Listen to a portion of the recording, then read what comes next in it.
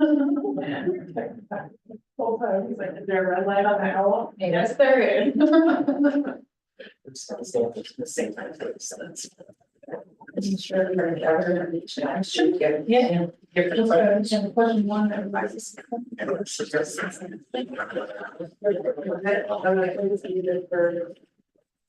Whoops. Thank you. Yeah.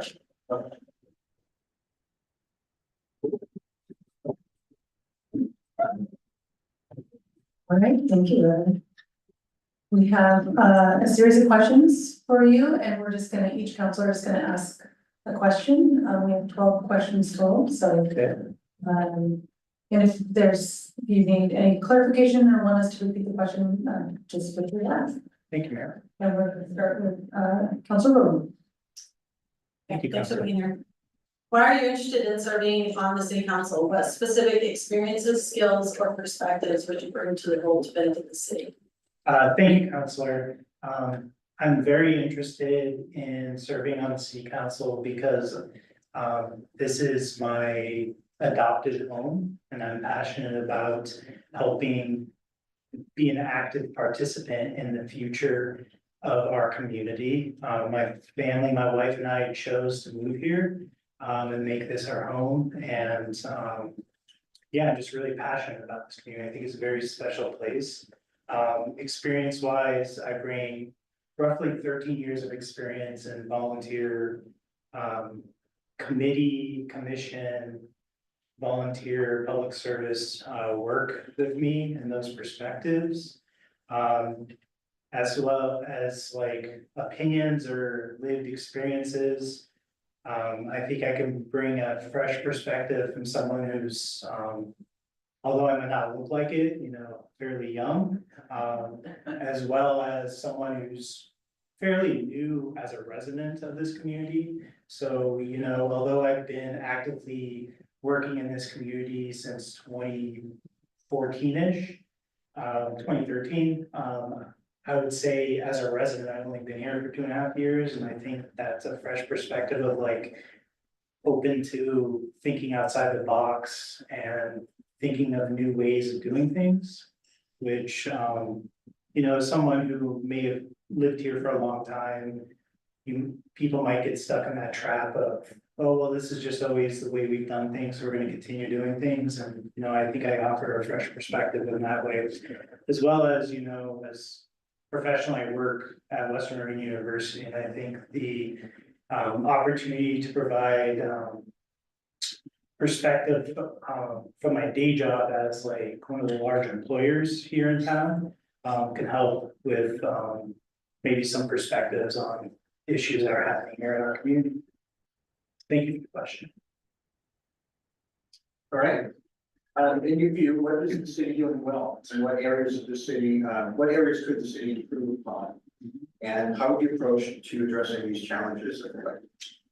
So I think this, from as long as I've been working in this and living in this community, I've really appreciated how the government here tries to find a way to get to yes. I think we do innovative things. I think we have a really good relationship with business for the most part in our community.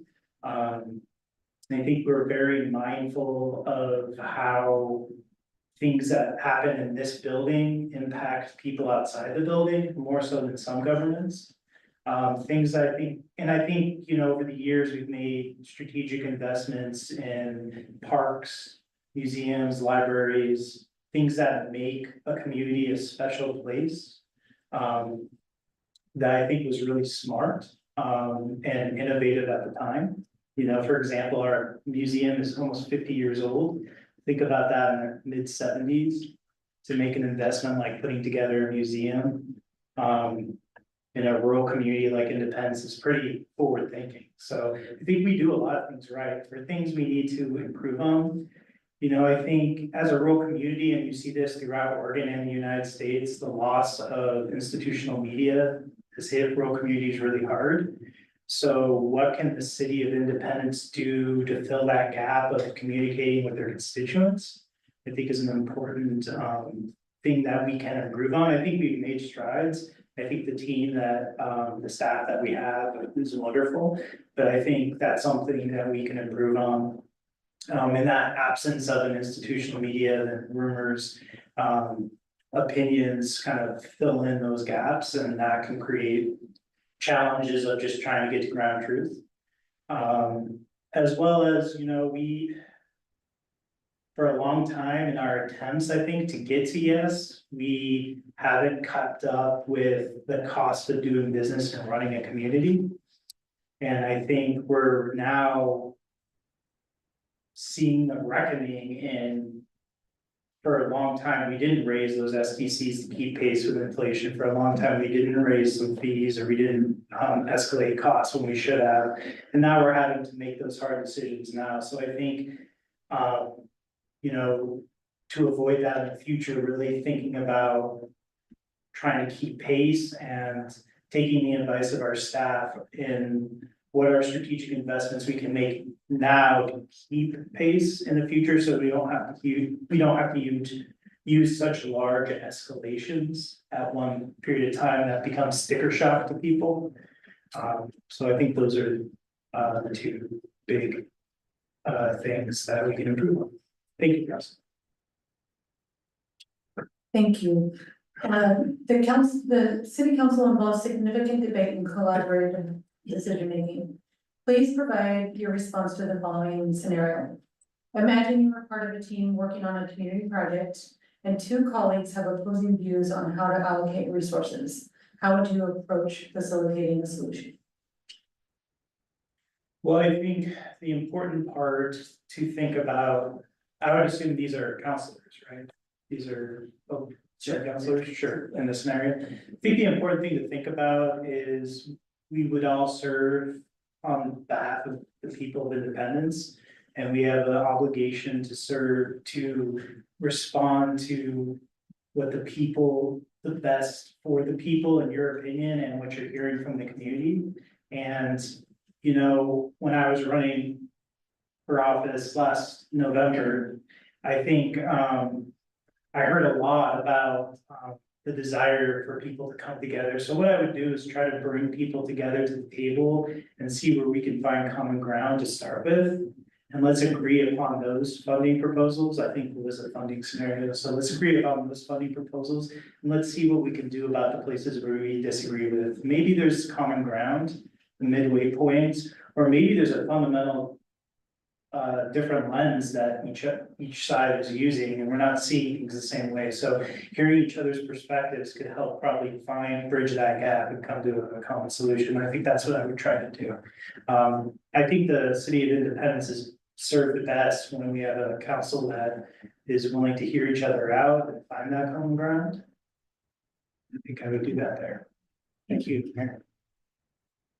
Please provide your response to the following scenario. Suppose the council passes a resolution you strongly oppose and voted against. The following day, you attend a public meeting as a private citizen, and someone asks you to explain and discuss the resolution. How would you respond in a way that respects the council's decision and maintains your integrity? I think what I would say is, thank you for the question. I think where I would start is what the decision was. And work backwards from there. I think I would share my personal opinion and say where I operated from this, and then emphasize that I was in the minority and that the city council moved in a different direction, and that as a council, it's our obligation to maybe not fully agree with what the decision was made, but that is the decision, and emphasize that to the community. I think the people of Independence are not well served when there's gray area about the decisions that were made. And I think there's a way to clearly, clearly communicate your disagreement with the decision, but still say, the majority disagreed with me, and that's democracy, right? That's the way democracy works, and I have to respect that opinion. And I could still support my values and my stances and still say, it didn't go my way. And I hope I'm not right. I hope that my opinion was right and that they were right, like, for the good of the community. Yeah. Yeah, thank you. Serving on the city council requires reviewing technical material, including budgets, policy proposals, and reports. Have you had similar responsibilities in the past? Yes, thank you. So I currently serve on the planning commission. And as you all know, some of those planning dockets are some of the larger dockets that you all see. I still don't understand why, a simple annex could be like 50, 60 pages, but sometimes it is. And I think it's really important to read those documents to really get a full grasp of where the nuance might be, the challenges might be, where people might disagree with the staff's recommendations, so that we can really have a robust conversation. Furthermore, I've served on the City of Salem's Budget Committee, and those are some really robust packets. And, throughout my time working in the legislature, trying to review a number of different legislative concepts, and sometimes, I worked for a committee chair and then someone who was a subcommittee chair member. And so sometimes you get really short turnaround on that, and then you gotta review huge, complicated policy in a short period of time to make sure that we are fully aware of what we're working on. So I do have that experience, and I'm really comfortable with my ability to review a docket and highlight and take notes of where to ask staff the questions and push back. So thank you. How would you prepare for meetings, and are you willing to attend training sessions to enhance your understanding of proper governance, public administration, and legal requirements? Yeah, thank you, Counselor. I think yes to all. I think it's important in our role of counselor, elected official, that we hold ourselves to the highest ethical standards, and that means attending trainings that teach you best practices. Funny enough, I do train our board of trustees on some of these issues at the university.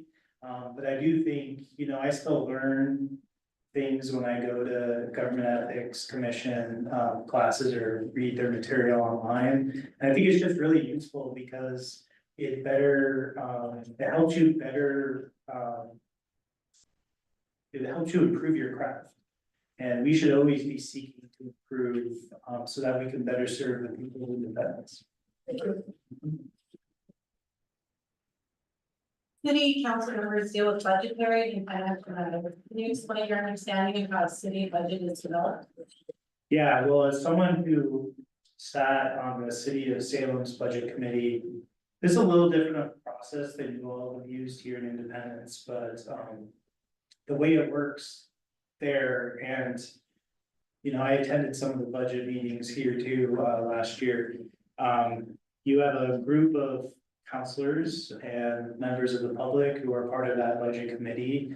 And in Salem, how we did it before the formal budget hearings, we had a set of public meetings where agency head or area heads for the city kind of briefed us ahead of time of their individual budgets. And we were able to ask a lot of robust questions there around, like, can you talk a little bit about this funding piece or your philosophy on community policing, for example, or our safe streets policies and stuff like that. And it was a really great way to improve communication, just make sure that people are caught up for speed for the formal budget meetings. And in those formal budget meetings, we have, you have a giant budget, right? That you have to come through and look through. And I think to some degree here, and definitely in the City of Salem, during those budget hearings, there was, again, presentations from our area heads as well as the budget folks. They gave us a number of different scenarios based on decisions that we could be made, and then we had discussion about what areas to prioritize and not prioritize. And we would also solicit public testimony to make sure that we're on the right path. So I think all of those pieces are really critical to a budget process. At the end of the day, it's important to know that a budget is a set of values. And what we decide not to fund is just as important as decisions to fund things. And so it's really important, in my opinion, that we include as many people as possible into the discussion, because it really clearly reflects what are the priorities of the city of Independence when we go through that budget process. And so we want to make sure that we're hearing as many voices as possible at this meeting. So, you know, if I'm lucky enough to be selected, I would make sure to clearly advocate to the city staff that we do that. And to make sure that we're communicating far ahead of the realities of our budget, the decisions that we might have to make, and make sure that people are prepared and able to provide public testimony into the process, so that we hear people's voices. And it gives us, to be honest with you, some cover, like, we've heard the public and this is what the public is saying, so these are the directions we're gonna go. Thank you for the question, Allison. All right. How would you approach making difficult decisions when balancing competing priorities within the city budget? Well, I kind of answered that in the last question, but I'll just re-emphasize, right? You know, I think it's really important, like I said, a budget is a set of values. To really think about what we as a community stand for, what we prioritize in our funding. And if there are things that we are struggling to pay for, how does that affect our full community, especially the community that's the most marginalized around the edges? And then make sure that we bring in the public and we hear from those public voices. And you know, for example, that the levy vote last year, that was a statement from the people of Independence, right? So understanding what that was, but still bringing in more voices to get more feedback into the process, I think is super critical. And then understanding that you might have your personal opinion, but in those seats, you're doing what you think is best for the people of Independence. And that you can, like, at the end of the day, look yourself in the mirror with the decisions that you make. That's all you can ask for. The city operates within a larger governmental framework, interacting with county, state, and federal governments.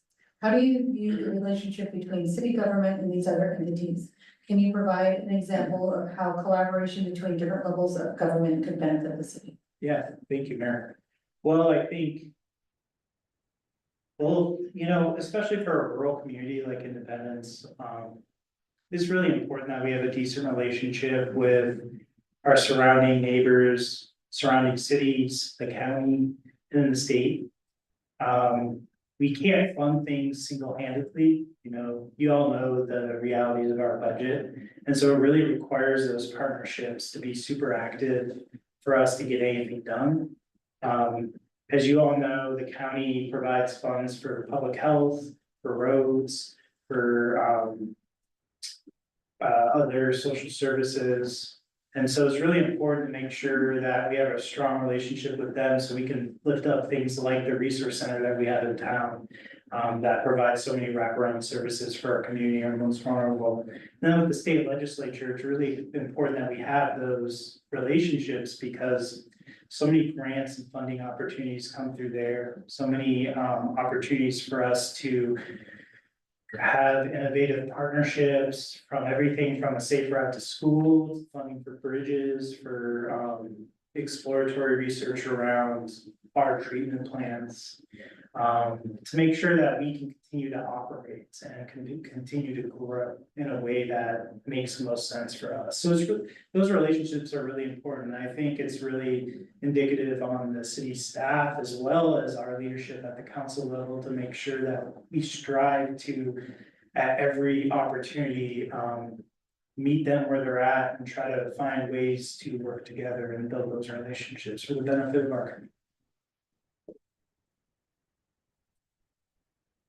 A single councilor's opinions can differ from the collective decision of the council. How do you view the role of individual councilors versus the authority of the collective body? Yeah. Why is it important to respect the decisions of the majority, even if you disagree with them? Thank you for the question, Counselor.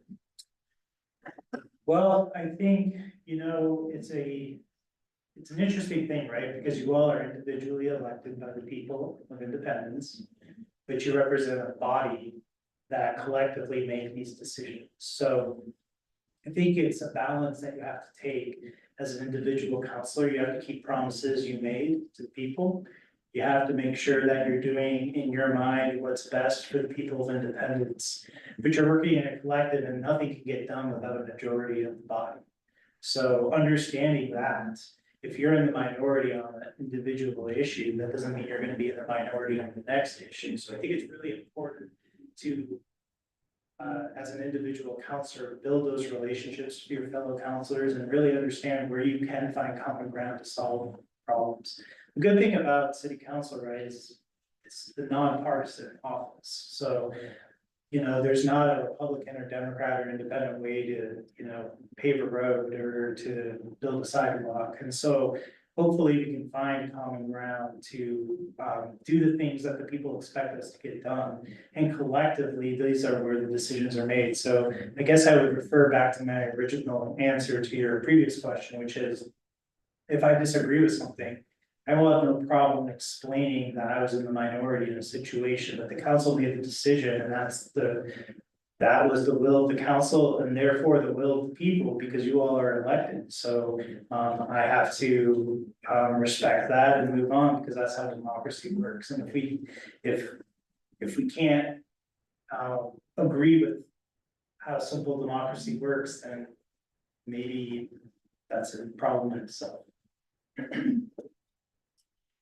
What would you hope to accomplish during your tenure as a city councilor? Are there specific goals or initiatives you are passionate about pursuing? Yeah, thank you, Counselor. I think really trying to work with our community to right size our budget is something I'm super passionate about, while protecting the things that make Independence so special.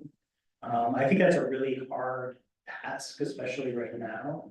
But I'm really excited about the opportunity to get to work. And I guess I can elaborate a little more about what I mean by that. Is I think, some of the services that are available in our community are things that most small communities don't offer.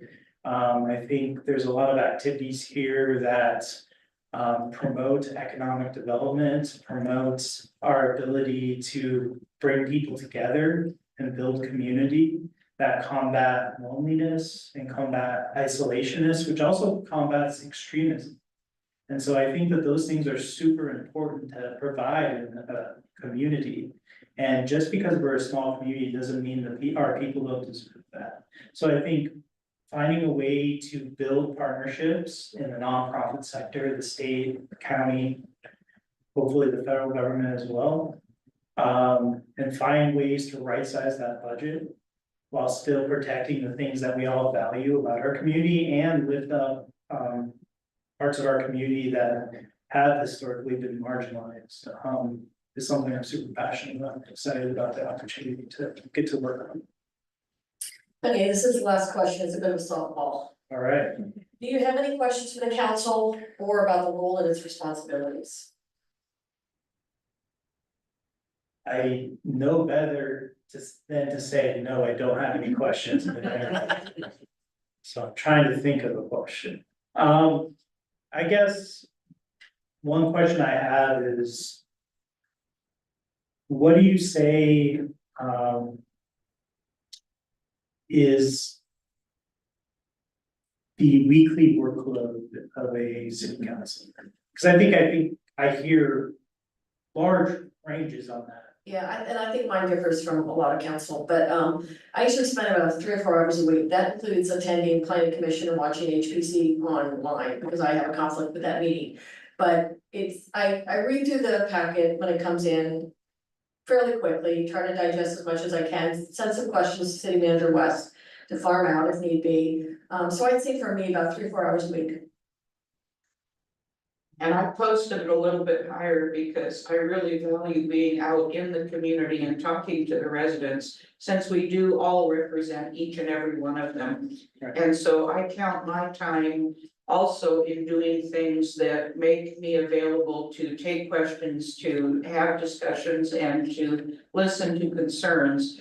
I can't say that every counselor would add that in, but I do add that into my time, and I belong to a number of boards and commissions that give me the opportunity to connect with lots of people, so for me, it's somewhere between the 4 to 6 hours. And I concur with that time range. I also agree with Counselor Core. Because it depends. Sure. You know, because there are those meetings that occur once or twice a month. In addition to your council responsibilities, boards or you know, committees that you go and you observe, they take time of their own. So I would say that, yeah, that 4 to 6 is probably a reasonable best estimate. And I would just add, similar response to that. I think it's helpful to be proactive about reading through the packet when it first comes out and not on my way to the city council meeting or, you know, an hour before, because it does help to be able to submit questions in advance so that staff can help prepare and get those answers. And then some of it is just seasonal, I guess, you know, right now we're attending a lot of training, it feels like, and also just the opportunity to be able to represent the community at events, and I think that's something that is beyond, I would say, what the basics are, making sure the council packets are read, but, so I would say yes, 6+ hours is probably what I would plan on. And as you know, I'm new, so I don't have a lot of experience with that. I will say that so far, I'm really impressed with the staff. They get the agenda out to you early on Thursday, so that gives you all of the weekend to digest that, and Monday, Tuesday, kind of be prepared for the meeting on Tuesdays. I agree, I spend about 4 to 6 hours of the week of city council meeting preparing for it, any other time on my commissions that I serve on. I also like to go out and walk and talk to people in the community and see how people are doing, and then I'm always thinking of what sports season it is, but baseball season is also budget season, so I know I spend a lot of time working on the budget, setting up this, so that's just my life. Thank you. I think that was my. Great, well, thank you, thanks Thank for you. taking the time to come in and for putting in an application. Appreciate it. Mayor, if I may, just so. Let me get there goes. Just so everyone is aware, we had a technical difficulty. And so the first applicant, you all heard all of the answers. Unfortunately, something happened with the mic and it muted itself. So we fixed it, we Yes. rebooted. And it was recorded on the other machine, so Okay. we do have audio of. Okay. It just wasn't with the video for the first part. Right, I would hate for him to have to do that. I know. We'll not have to relay that. But we'll, you know, if there's interest, we can see if we can mesh the two together. I just wanted to make sure that you and the community knew it was a fluke and we did prepare it. We do have the video, or the audio is just not meshed with the video, it's just. Can the audio file simply be posted along with the video? Doesn't have to be meshed together. I believe so, I'll give it Jason and find out. Oh, Jason, thanks.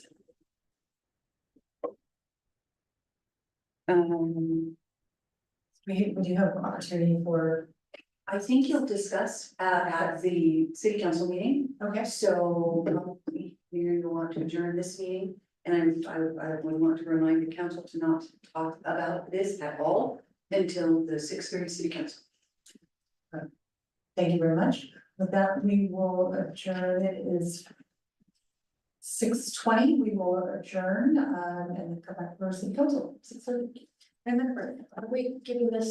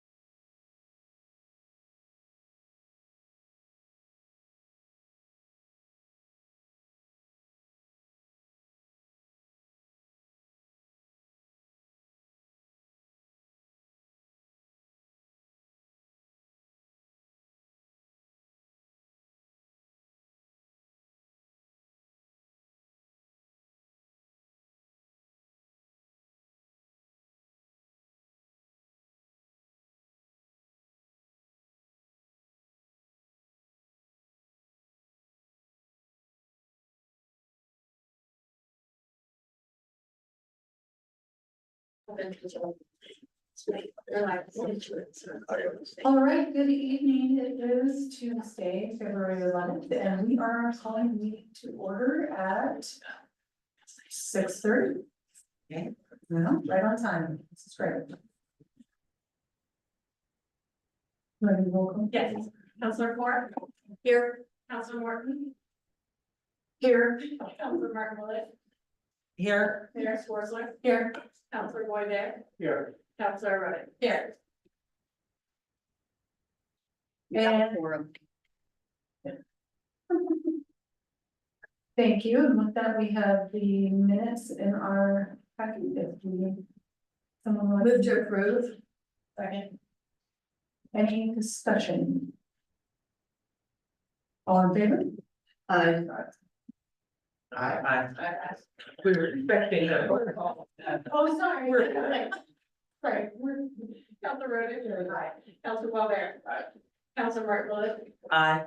Counselor Morton? Aye. Counselor Ford? Aye. Thank you. Thank you. We'll get the new process figured out. Do we have any visitor or public comments? No one turned in any comments. All right, we will move right along. We have a long night ahead of us, so with that, I just have a couple of quick things. For my mayor's notes, had my first town hall and was very pleased by the turnout. It was great to have discussion with people. The format is going to be sort of, I share my top 3 things that I kind of want the community to be aware of at the time. So the 3 that I shared was the budget process, just because we're gonna be hearing a lot about the budget coming up, so shared about the budget. We talked about the open spots on a lot of our commissions, and then we also talked about the Walnut Hills that'll be coming this fall. And we just opened it up for Q&A. It was a great discussion among the community, and thank you to the museum for hosting, and it'll be the first Saturday of every month, so another one coming up here in a couple of weeks. I'm continuing to do weekly office hours Wednesday mornings from 8:30 to 10. Have also had some great community engagement through that, so come stop by, say hi, or if you have other people that you know that have questions, that's a great time for me to be able to talk with people. And then also starting to do some notes in the newsletter, just a good way to help communicate with people what's going on in the community. And then also, we're doing lots of training, more and more training, but we did the elected essentials training, so thank you to Councilors Core, Martin Willis, Councilor Blair, City Manager West, were in attendance, and also some of our Monmouth neighbors and other communities. So that was very helpful for all of us. And then weather dependent, we will be hosting an LLC Region 3 roundtable on Thursday morning. Again, just depending on what the weather decides to do. So with that, I will hand it over to you, City Manager West. Thank you, Mayor. We have a long night tonight, so with your approval, I will not do a city manager report, and you can just move to the important business of the council. All right, well, first up, new business, we have the appointment of a new council member, so councilors met prior to this meeting in a special meeting, and we were able to interview the top 2 candidates. So just as a quick review, we did have an all call for people in the community to apply for this open position. We got a total of 6 applications. Councilors then reviewed the applications and put forward their those top two candidates. We did interview earlier, and now we will open it up for discussion among the councilors, and we will need to, someone will need to make a motion, and then we will get to appoint someone tonight, so we'll move quickly. I used 2 criteria primarily to evaluate the candidates. One was, do they bring some kind of significant experience to council that will allow us to strengthen our ability to face the issues at hand? And the other one was, have they demonstrated a desire to serve this community? I'll hold off on the motion until everybody's had an opportunity to say something, if they choose. And my criteria were in very short words were experience, connections, and communications? I looked closely at, community involvement, broad community involvement. And then the skill set that they felt they would bring to the position.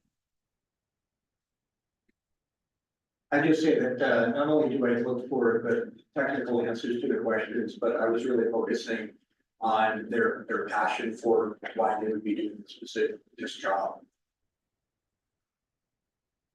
So the people I put forth, I was looking for someone who loved this community, who had lived here a long time.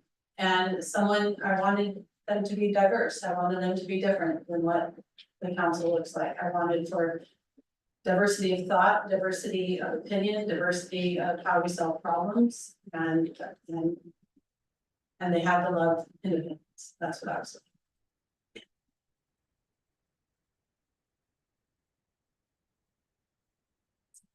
Make a motion. I move to appoint Evan Source as the new counselor. I second. Any discussion? Yeah. I know we're a body, I didn't select either of these two people to be my top choice. I can work with either one of them, and I would work with either one of them in the future, regardless of who got put forth, but, I think it's a real shame that, Alpena was not selected to be up here. He's a longtime member of this community. He has diversity of thought, diversity of opinion. Mark Miller had an absolutely stunning resume to put forward. And I just have concerns with the people that were brought forth today. My main one is the opinion that, the police department holds no higher weight than any other department. I think that's a scary position to put our police in. I think public safety should always come first.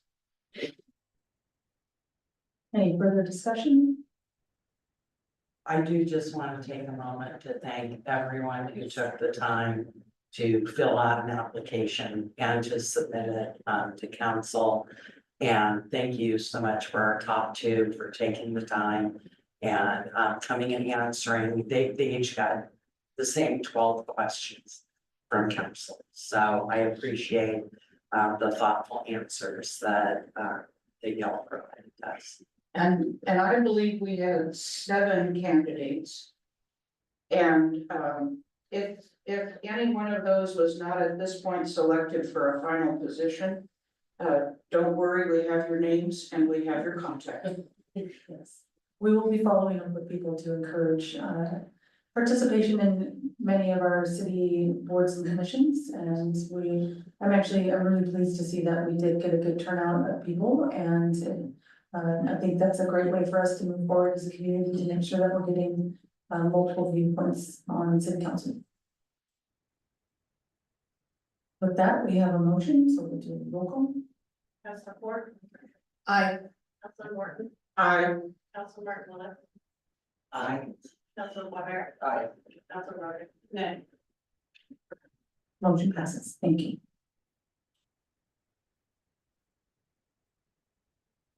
And at this point, we need to do the oath.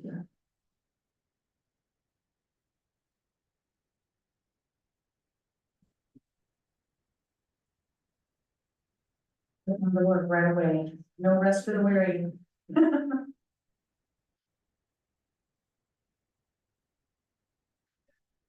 I, Evan Source, I am Sword, say on oath say on oath that I will support the Constitution that I will support the Constitution and the laws of the United States and the laws of the United States and the state of Oregon the state of Oregon, and the charter and ordinances the charter and ordinances of the city of Independence, Oregon, of the city of Independence, Oregon, and that I will perform the duties and I will perform the duties of the office of counselor of the office of counselor to the best of my abilities, to the best of my ability, so help me God. so help me God.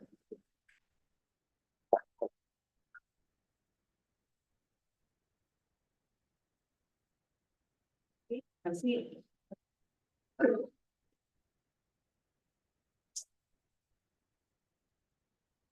I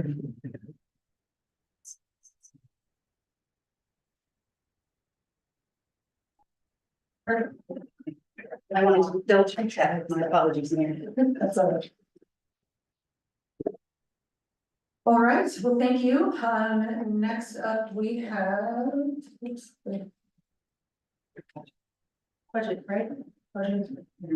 Sorry, about that.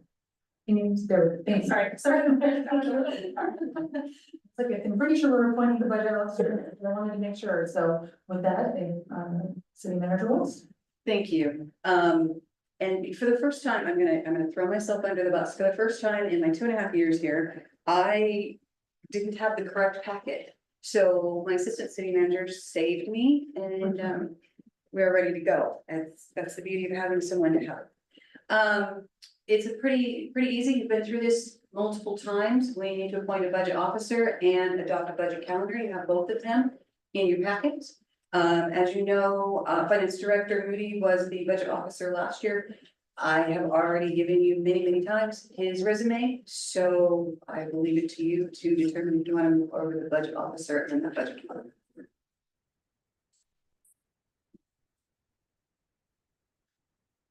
I'd like to nominate Rob Moody as our budget officer. There we go. I move that the council appoint Rob Moody, Finance Director, as Budget Officer for the city's 2025-26 budget cycle and adopt the budget calendar as presented. Second. Thank you for printing that. Yes. Any discussion on council? Hearing none? Counselor Source. Aye. Counselor Roden. Aye. Counselor Wallner. Aye. Counselor Martin Lewis. Aye. Counselor Morton. Aye. Counselor Ford. Aye. Motion passes. All right, next up, we have, Mr. Irvine for a proposed resolution. Yeah, I think that's me. So you've got my staff report in the packet, so I'll give a quick summary. So you recall back in, previous year, the city received a $4 million award from the Economic Development Administration as part of their disaster supplemental flood wastewater treatment plant improvements. It was, sorry, brains going 10 different directions here. That award requires a 20% match. So essentially, we're gonna receive $4 million. We can come up with $1 million ourselves for a total project of $5 million. We were fortunate, some of the relationships we've developed with Business Oregon, our regional development officer informed us about a program they have to provide matching funds for disaster response grants. Which this would, he thought this qualified, and we're fortunate that after investigating further, they've given us a preliminary award for a total of $1 million, which would be a $500,000 grant and a $500,000 zero interest loan to match that Economic Development Administration award. I thought it was interesting, last time council, when I was talking about the impacts of the federal funding freeze at that time, Councilor Morton asked, kind of, if this was money that we would be spending, that we would otherwise have to spend. I think that's kind of the critical thing here is we've already taken out a $10 million loan to fund this $11 million project. And we're working on it. It needs to happen, this wastewater treatment plant improvement. And so the CDA money will help reduce the amount of that loan that's required. And then approving or accepting this $500,000 grant and $500,000 zero interest loan will essentially be another way to reduce that loan amount that we have to pay back. So even though $500,000 of this is a loan, it's a zero interest loan, which is still be lower than the loan we would otherwise be paying. And then you see that kind of reflected in the fiscal impact section of my staff report. But with that, I'd be happy to take any questions you might have. I just have one question that probably leans into the future a little bit. Are we still in discussion with the city of Monmouth about doing some shared utility work like this? The short answer is yes, not with regard to the wastewater plant, though. Right. Okay, thank you. Any further questions? This is an action item. I move to approve resolution 25-1627, a resolution of the City of Independence authorizing a loan from the Special Public Works Fund by entering into a financial contract with the Oregon Infrastructure Finance Authority. Second. Any further discussion? Do a roll call? Counselor Ford, Aye. Counselor Morton, Aye. Counselor Martin Lewis, Aye. Counselor Walner, Aye. Counselor Roden, Counselor Source. Aye.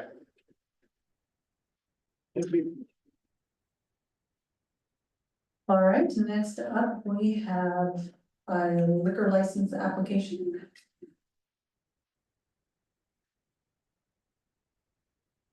Good evening, Mayor and City Councilors. I'm here tonight with a liquor license. You should have all the information in your packets. I'm gonna try to pronounce this, but I know I'm probably gonna get it wrong. Fortunately, Chief Manuelos helped me out with a little bit of spelling this out for me, but Micheladas, Estoritos, El Perdido, I think is how you say it. They're gonna be going in where the old liquor store used to be in the corner there next to Los Dos. I met with the owner's brother, who referred to the owner as a kind of the brains behind the operation as far as the drinks. They have 180 different drinks they're gonna be offering. Of those, only 6 of them have alcohol. So these are like really big fancy drinks and like pineapples and they're really cool. And so I'm excited about it. So a little background, in 2020, the city adopted resolution 20-1541, which establishes the criteria for liquor license reviews. Those liquor licenses go to the city or the police department. I do an in-depth investigation or background, and then come to you with a recommendation to either recommend approval or not approval of a liquor license. I'm excited about this. I met with the owner and his brother, like I said. They have a really good plan in place. It's really gonna be like a family. I was concerned it's gonna be more like a bar, and it's not. It's very family friendly. And like I said, 100 different drinks, some food options as well. Are there any questions about the actual? I have a question, Lieutenant. Yeah. They're moving into the old liquor store Right. location. That's a really small space. And my concern is, are they gonna walk out with drinks? No, this is a consumer on premises. They're not leaving with anything. Okay. It's, and like I said, the 180 of the drinks are no alcohol, 6 of them will have alcohol. However, it's, the liquor license is for consuming on premises only, so they can't sell anything to take away. There's the potential they could put a couple of tables outside, probably 2 small tables there's room for, and try to take a look at that as well. But aside from that, no, nothing's gonna be meeting with the people purchasing it. Yeah, I had a question as well. Yeah. I know that places that serve liquor also have to have a minimum standard or a minimum quantity of food that's served. Does the selection of snacks and things that are listed in here, does that meet that minimum for OLCC? Yeah. Okay, thank you. I move to recommend the approval of the above liquor license request. Second. We have a motion and a second. Any further discussion? Roll call?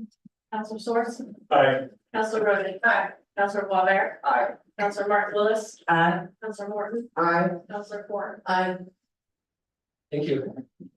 And I'd encourage you to go and take a look at it once you get done. It actually looks way bigger inside than it did. They got rid of all I was- those bottles. Oh, yeah, it looks totally different, so, I'm from New Orleans, where you can walk out with alcoholic drinks, that's my concern. yeah, not here. Drive Thank through you. and out. Thank you. All right, so next up we have Fred Evander, public hearing date for AX slash.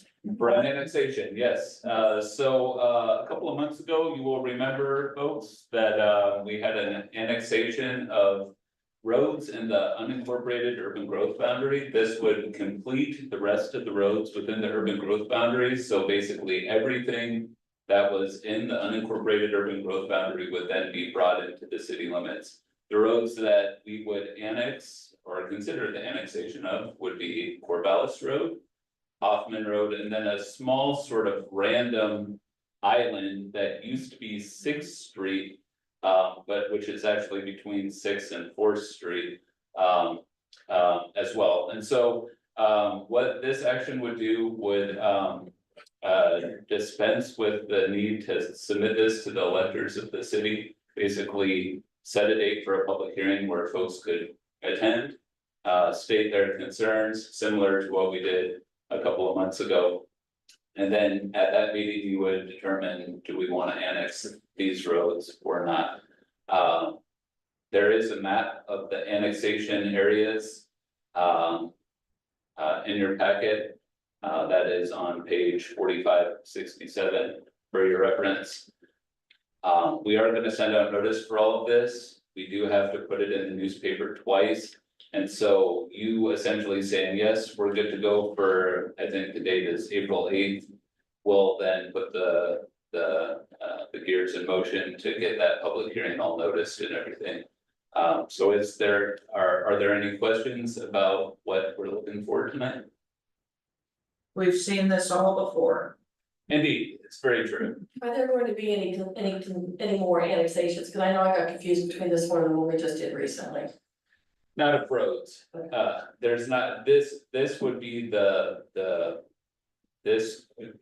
Essentially, the argument that we had last time, for why we would want to do this is, it just is very difficult to have urban style development trying to put urban facilities on a county road. And so the reason to annex these are essentially to ensure that our public works department has control of the road and the standards over which the road will be developed at. So when development comes in, we can then ensure the development of the road in accordance with those standards. And we wouldn't be losing any income coming from the county that we would not have after this annexation.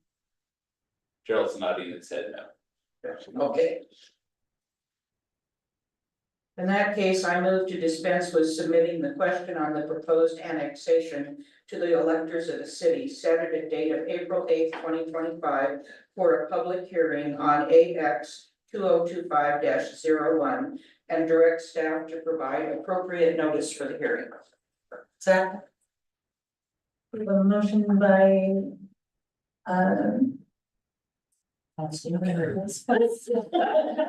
all I could think of was Marilyn. Yeah. Supported in a second by Martin Willis. Any further discussion? Roll call. Counselor Source. Aye. Counselor Rogan. Aye. Counselor Walbear. Aye. Counselor Mark Willis. Aye. Counselor Morton. Aye. Counselor Forrest. Aye.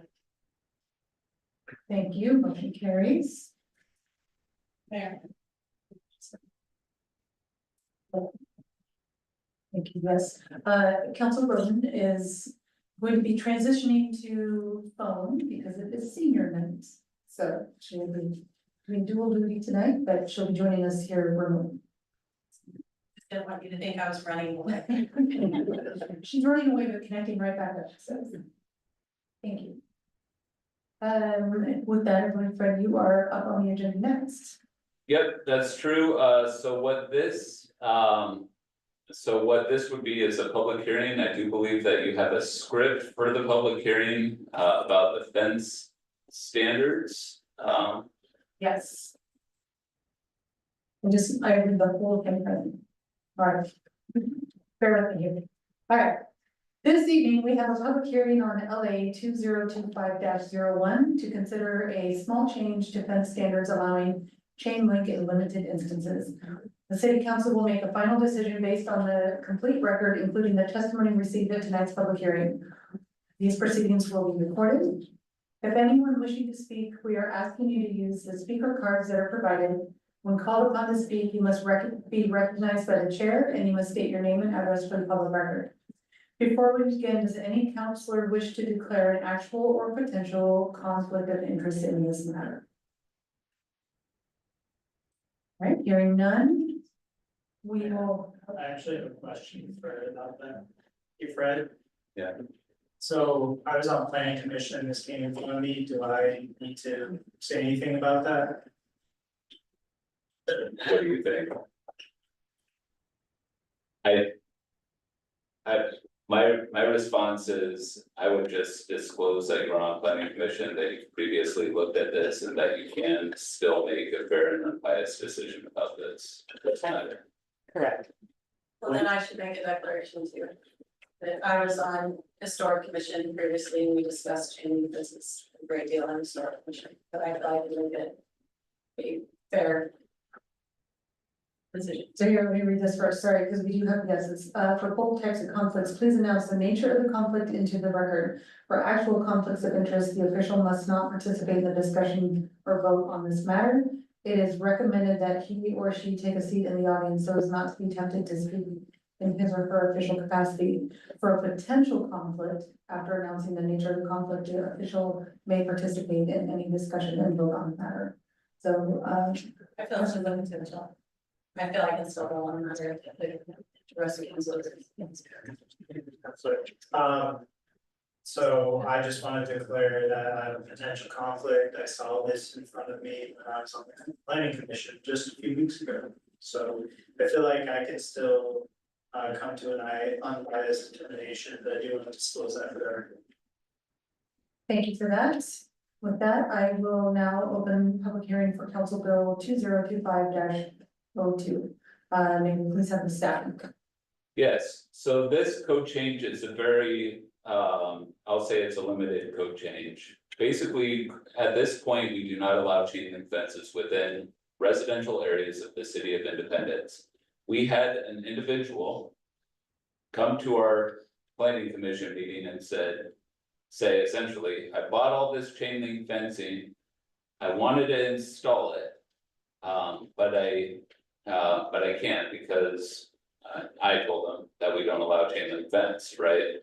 And so they asked for the planning commission and they said essentially, hey, listen, I live on a street where everybody has chain link. And it was chain link before we outlawed chain link. And so what the planning commission considered doing was allow a basic sort of, not an exception, but more of a context-based standard where, hey, if you live on a block where 50% of the houses have chain link, you too could apply to have chain link, and it would be 50% at the time an application is submitted. So that would occur on blocks or cul-de-sacs. Also, the standard would be changed too, and I mean, it's just a very simple change. When you look at it, Myra, you can show the change if you would like on page 56 of the packet. It's just a very small section at the bottom of that. It says, also, if 50% of the lots had chain link, you could then have chain link in a similar portion of the lot as the similar houses on the block. So if the people have chain link on the sides of their house, you could have chain link on the sides of your house. If they have it at the back of their lot, you could have it at the back of the lot. If they have it at the front of their lot, you can have it at the front of the lot. It's just a simple little tweak to try and make the standards a hair more context sensitive, recognizing that we have some places where chain link is still a predominant type of fencing in the neighborhood. So that's the change. The planning commission discussed it at a meeting. We had two public discussions about it, a public hearing about it. It's before you folks as a public hearing tonight. We did the appropriate notices and everything associated with it.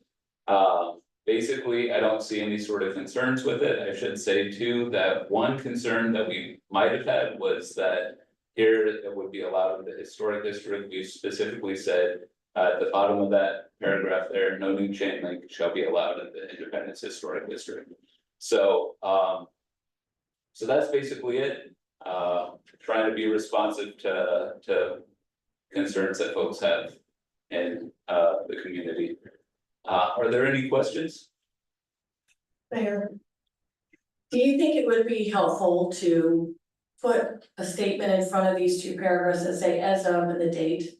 Because my concern is gonna be, well, but there are fences, there are chain link fences, and if they don't know that they were permitted at one point in time and then no longer permitted, it might help keep some of the questions at bay.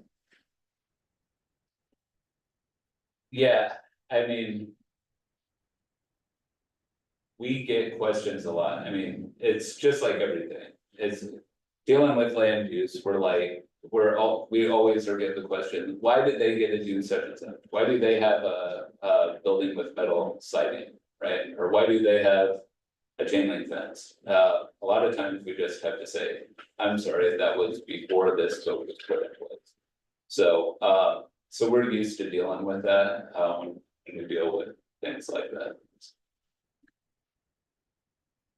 Are replacement chain link fences considered new? We allow people to replace their chain link, yeah. And you said, historic district, so does that mean not specific historic homes that are in a non-historic district? So the historic district and, boy, I should have included a map with the historic district. The historic district is, Sean and I were talking to somebody yesterday and they said it was kind of gerrymandered, it's true. It's a really weird boundary for the district and it's on our zoning map. So we just, essentially we can look at it and say, there's a historic district, you're in the historic district, you can't have a chain link fence.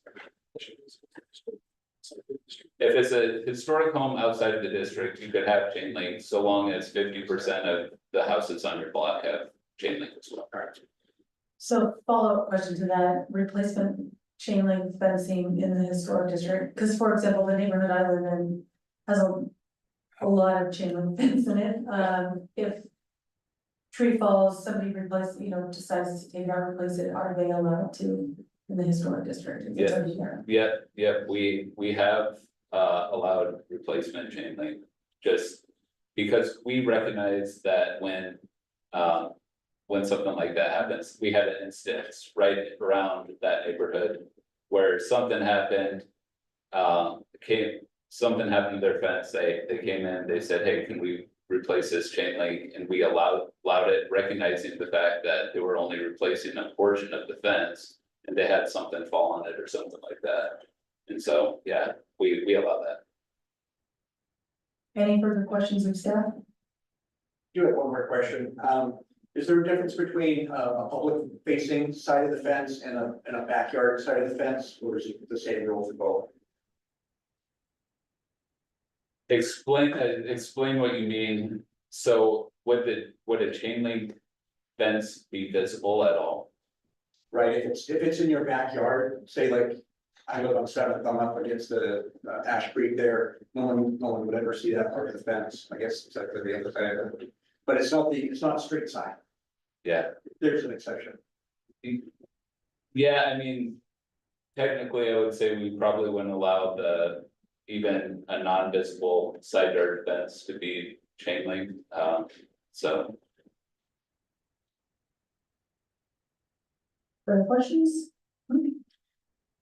All right, so testimony, we wish to hear from everyone who is interested in this proposal. Please limit your comments and questions to 3 minutes in length, and remember to state your name and address for the record. Do we have anyone that wishes to speak on chain link fencing tonight? Hearing none, last call for any further questions. All right, if there's no obligation, I will now close the record and the public hearing. And this is a decision, action item. I move to read the proposed ordinance Council Bill 2025-02 to adopt LA 2025-01 in full as the text is contained in the council packet for the first time. Second. We have a first by Morgan and a second by Core. Further discussion? Roll call. Counselor Source, Aye. Counselor Guaver, Aye. Counselor Martin Lewis, Aye. Counselor Morton, Aye. Counselor Moore, Aye. and Steve.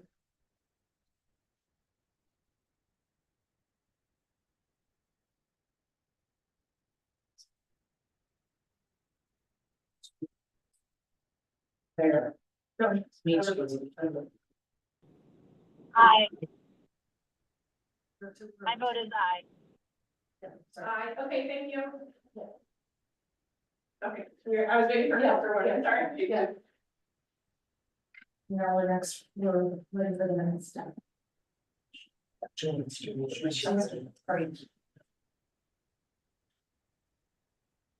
ordinance amending Independence Development Code section 74.020 specific standards for accessory uses to allow chain link fences in limited instances and declaring an effective date.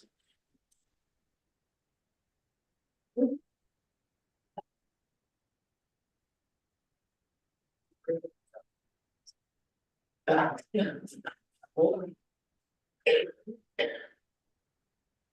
you look on your screen, it's a. There it is. Thank you. I move to read the proposed ordinance Council Bill 202502 for the second time by title only. Second.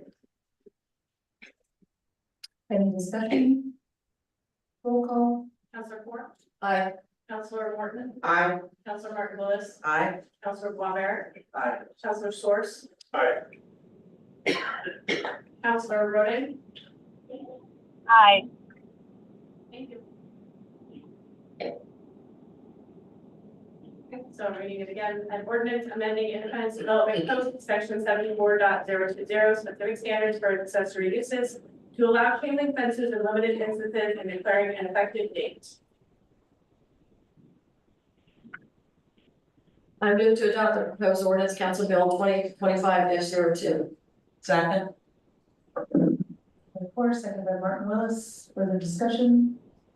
And roll call. Counselor Source. Aye. Counselor Boisvert. Aye. Counselor Martin Lewis. Aye. Counselor Morton. I, Counselor Ford. Aye. Counselor Roden. Aye. Thank you.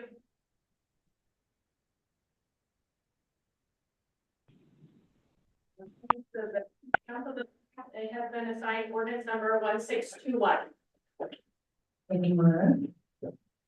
With that, the agenda very clean. I believe that was the end, the final item on our agenda. Council announcements. Does anyone have any announcements? It's not really announced, but I wanted to actually bring this up during City Manager West's report, but you decided not to have one. I have forwarded an email to you and Ms. Russell that includes a definition of grandstanding in the context of a public meeting. And it also includes a response to Councilor Roden's statement at the last meeting. I would ask that you please provide that to all the councilors and please include it in the minutes so it can be made available to the public. Thank you. Any further announcements? yes, the Independence Downtown Association was instrumental in, getting orders for hearts. They are now 100% up in the downtown area. And I want you to feel sorry for me because I walked an hour today in the cold weather to record what every heart said. So if somebody says I can't find mine, we have an index guide. Okay. Well, thank you for that. They do provide a very fun activity for people to do downtown to search for their hearts or just read the ones that are out there. All right, if we have no more announcements, we will go ahead and adjourn the meeting. Only to move right into more.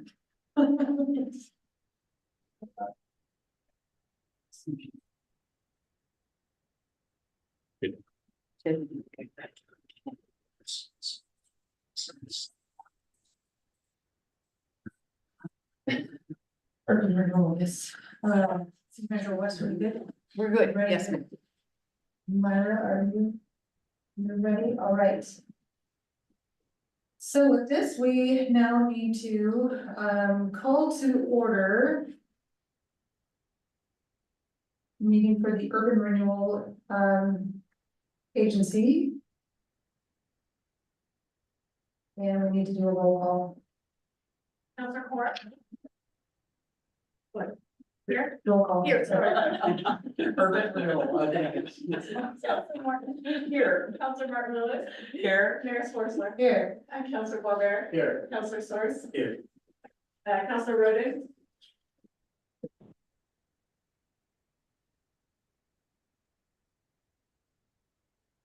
We'll keep trying. Muted. Yeah, thanks.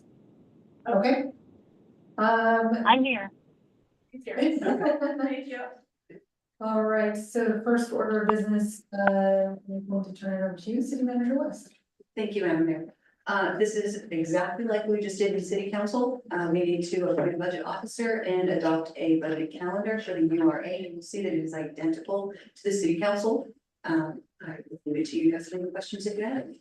And I guess, point of information, can you explain, why we're doing two separate, why we're not merging them together? They're two separate organizations, jurisdictions. So the council acts as the board for the URA, but they're two separate entities that have to have two separate budgets, two separate budget officers and two separate budget calendars. Thank you. So that is an action item. I move that board appoint Rob Moody, finance director, as budget officer for the agency's 2025-26 budget cycle and adopt the budget calendar as presented. Second. Motion by Councilor Corr, second by Marilyn Morton, Councilor Morton. Any discussion? All right, ready for the roll call? Counselor Swartz. Aye. Counselor Walner. Aye. Counselor Martin Willis. Aye. Counselor Morton. Aye. Counselor Ford. Aye. Counselor Roden. Aye. Thank you. All right, motion passes. With that, we're gonna adjourn the Urban Renewal Agency meeting. Short and sweet. We get to open another one. This is kind of an interesting, interesting format of the meetings tonight. So we will be opening a work session. Mayor, Yes. do any of the council needs to take a Yes, we'd like to have a quick 5-minute break. Yes, no, yes, okay, yes, we will take a 5-minute break and then we will come back. To officially adjourn the meeting. Thank you, Madam Mayor. I would agree that. Well, take it. Just in case.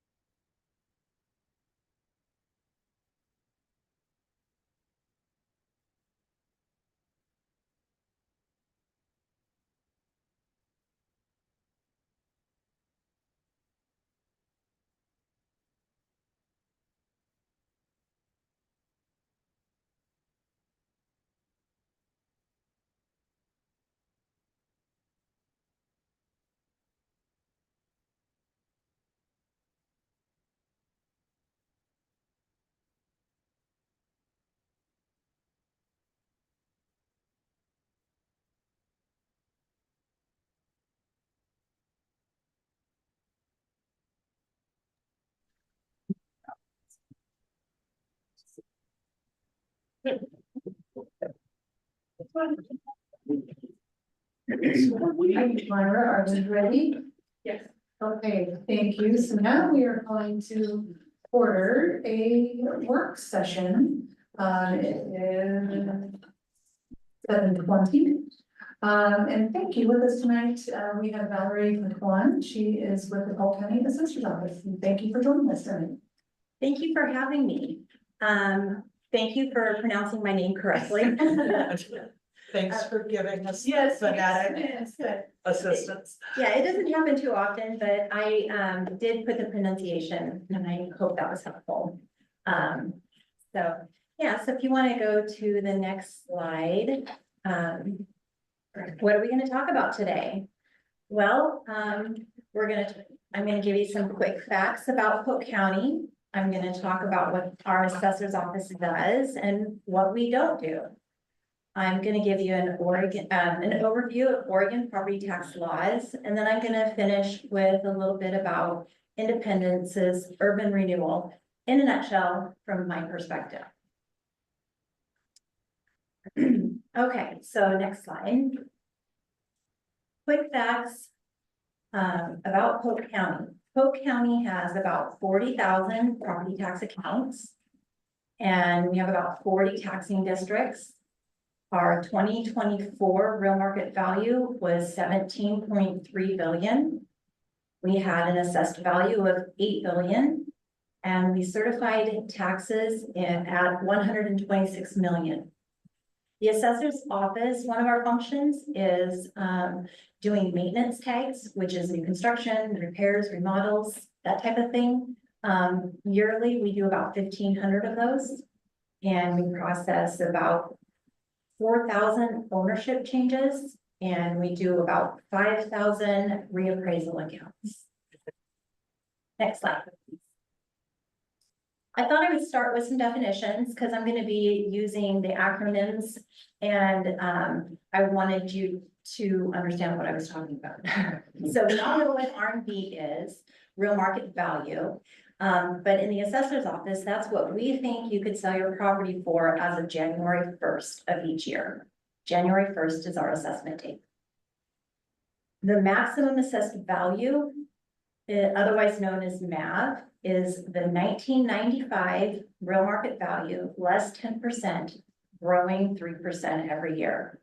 For new improvements, the MAV is created the first year by taking the real market value times the CPR. The CPR is the changed property ratio. The changed property ratio is the average difference between the real market value and MAV on all similar properties countywide, and it's expressed as a percentage. So for 2024, our residential CPR was 51%. Our farm CPR was 43%. Our rural CPR was 45%, apartments were 46%, and commercial properties was 57%. So roughly, if you built a new house in 2024, about 50% of the real market value was the maximum assessed value. And the assessed value is the lower of the real market value or the MAV. And what shows up on your tax statement is your real market value and your assessed value. So you will not see the MAV on it. But most of the time, especially in a strong market like right now, your assessed value is the MAV.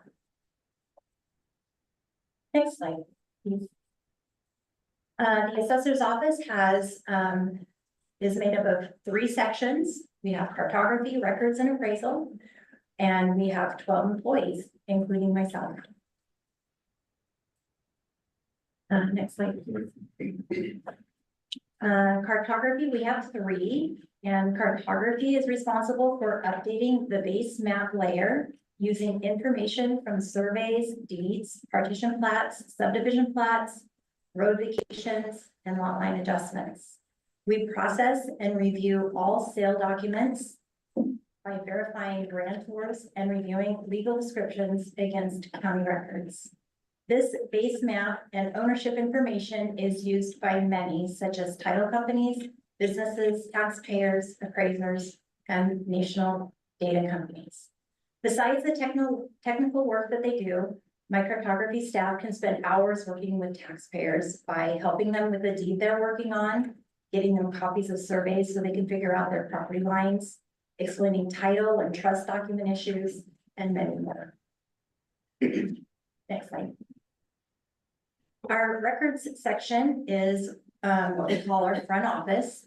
These employees are the first contact with taxpayers. They answer all incoming calls, assist taxpayers at the counter, administer the senior deferral program, veterans exemption program, assist in the charitable and religious exemption programs, the business personal property programs. They reconcile building permits to the correct property and access Excel to draw sketches from building plans.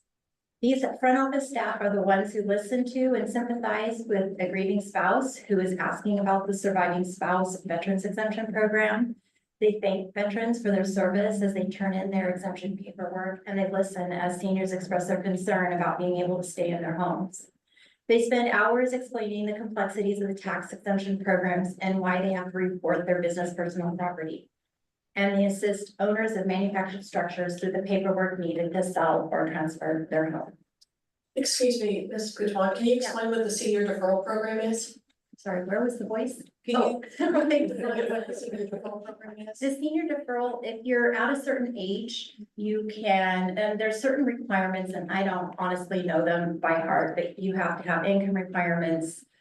It's like a lower income and an age requirement in the value of your home. There's several factors that go into it, and you apply, and once you're approved, the state pays your taxes for you, but it's a deferral. It's not an exemption.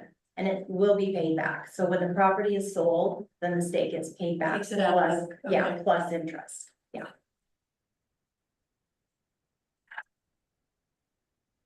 Okay, appraisal. So the next section is appraisal, and we've got 5 appraisers. We have a chief and 4 appraisers. Each year, the appraisal section gathers updated information on land values and new construction costs. Many additional studies are completed each year to ensure our values are correct. This is the first step in determining the certified real market values. Appraisal staff visits property that has had a permit taken out or has been tagged for some form of new construction or remodel. They measure, determine the quality, and value the improvements.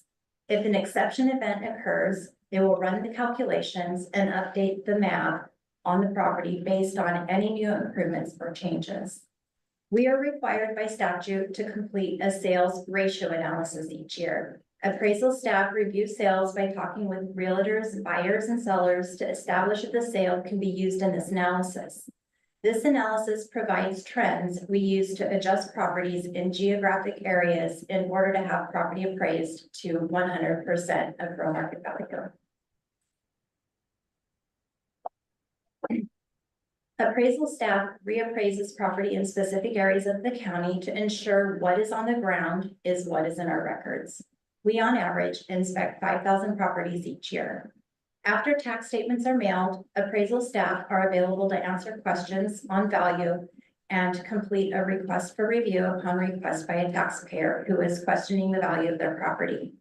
If taxpayers file an appeal to PVAB, or formerly known as BOPTA, appraisers will write up an appraisal that is similar to a fee appraisal to bracket the value of the property.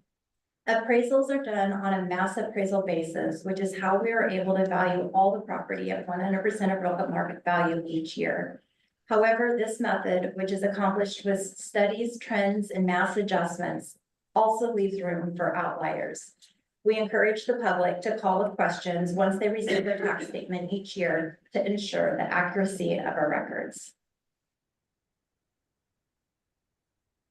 Once we've completed all the valuation updates and sales verifications, calculations, and recalculations, I then review and input all the district budget information. I certify the values, exchange values with other counties, calculate tax rates, calculate taxes, certify the tax roll, and validate distribution percentages.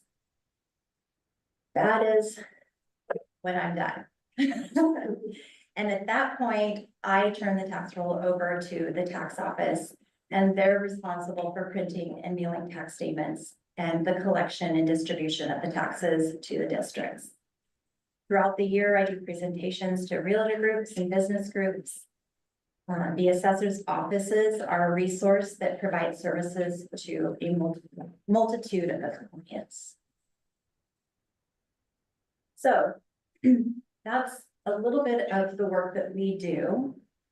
So what doesn't the assessor's office do? Well, as I just mentioned, we don't mail tax statements and we don't do tax collection. Oftentimes we get confused with the tax office and they think of us as one and the same, and we're not.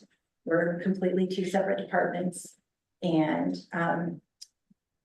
the assessor's office values, that's essentially our role when it comes to property taxes. We value what's value every property in the county. We don't make mailing address changes unless the deed has been recorded, then we make the mailing address change, otherwise those get all sent to the tax office. And they make those changes. We get a lot of questions about land use decisions. Can I build this? Can I build it here? You know, is this fence on my property or my neighbor's property? You know, those are not questions that we can answer. Land use decisions are the community development departments for the jurisdiction. So like for the county, that would be community development. For the city, it's sort of the city's jurisdiction. They make those decisions. We just value what those jurisdictions approve. We also don't police the permits. So we appraisers go out and they value what they see. We don't, our code enforcement, we're not going to go back and report to the different jurisdictions that somebody didn't take out a village permit. We don't get involved in those issues. Any questions? Thank you so much for the presentation. I have a question from your quick facts. Sure. You had said that real market value is 17.3 billion and assessed value is 8 billion. Does that include properties that are not on the tax rolls? So like, no, so that's just taxed properties. So the difference between real market value and assessed value of people who are paying property taxes in Polk County. That is correct. Okay. I did not bring any numbers that address non-assessable properties. Okay, thank you.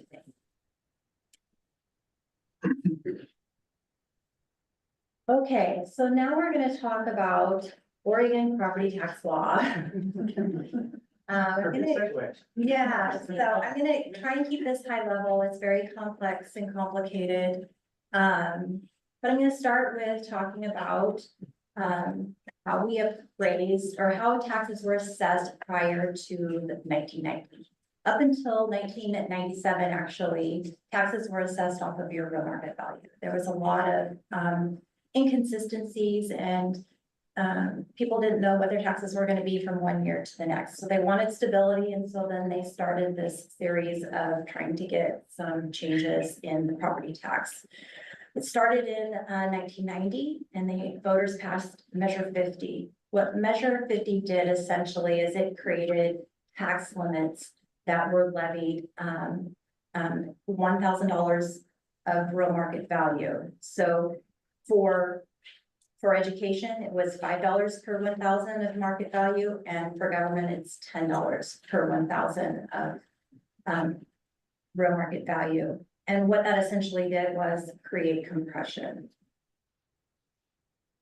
In 1997, the voters passed Measure 50, and Measure 50 did a couple more things. It set permanent rates. So we went from a levy-based system to a rate-based system.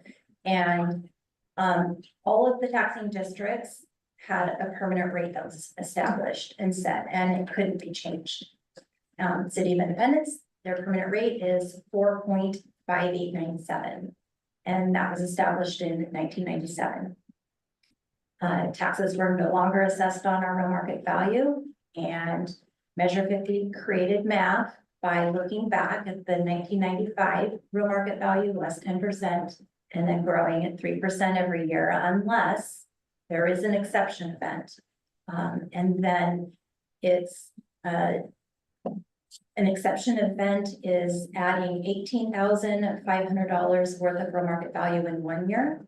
Or 45,000 over 5 years. And if you are under those thresholds, it doesn't change your taxable value.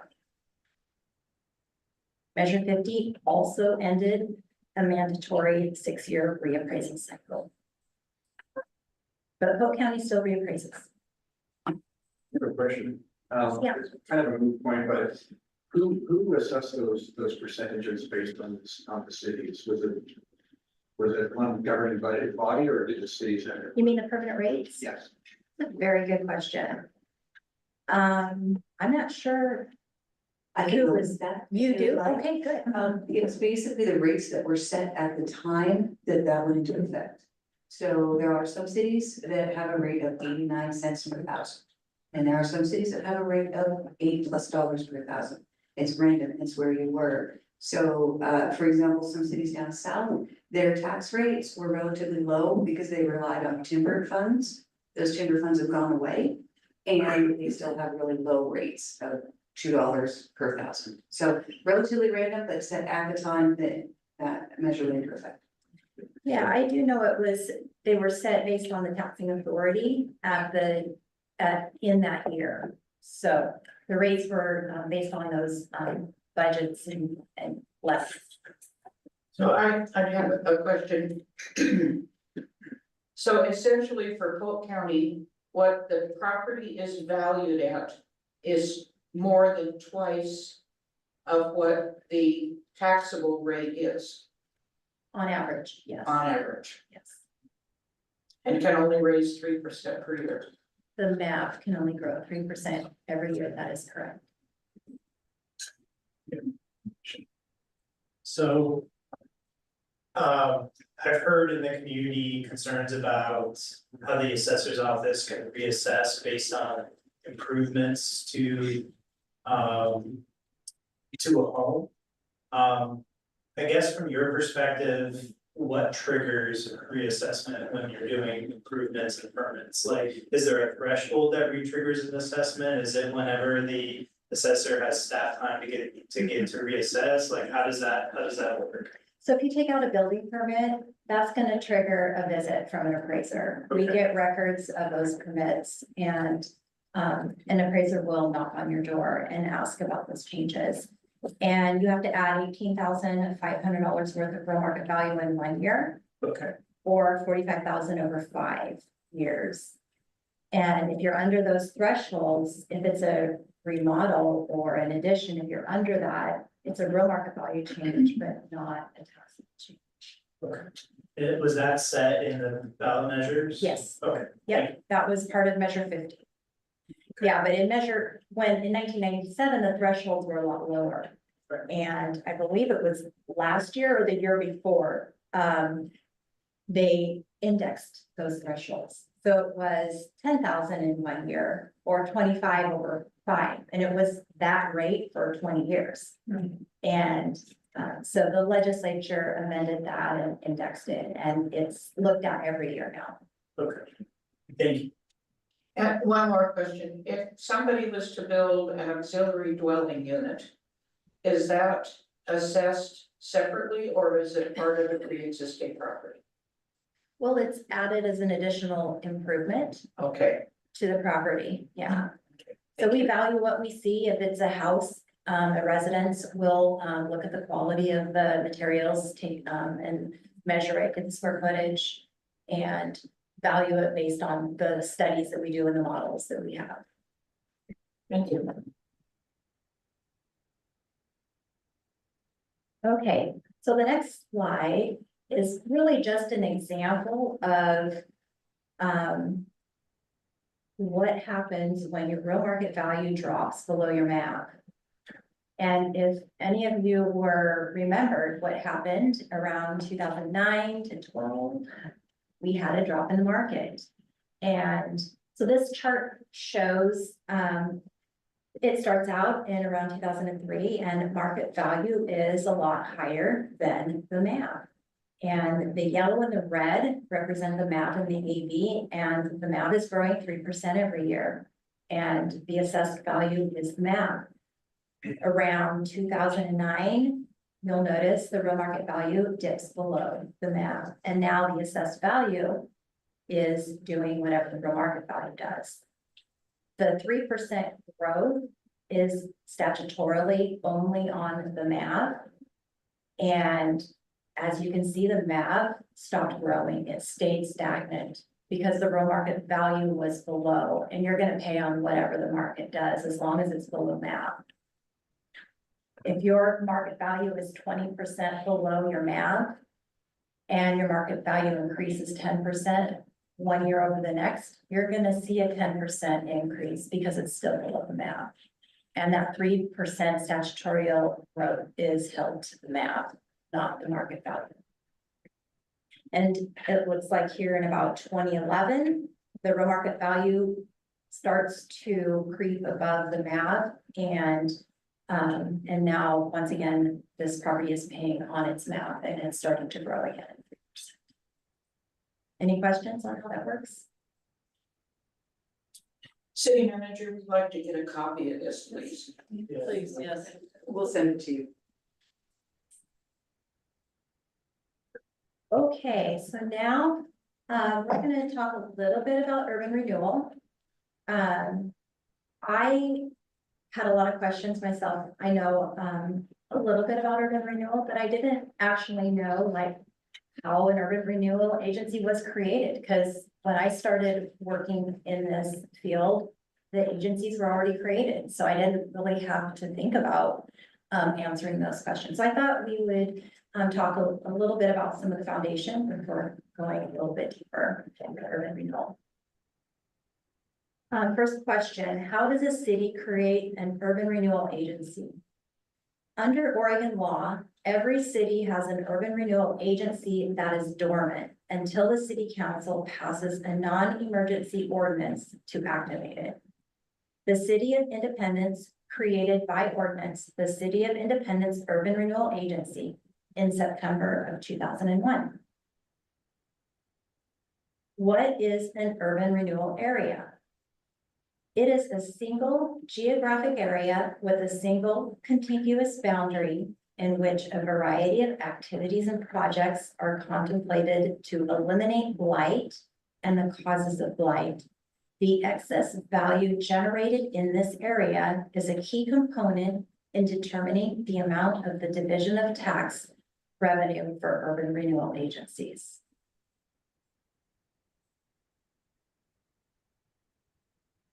Does urban renewal increase my property taxes?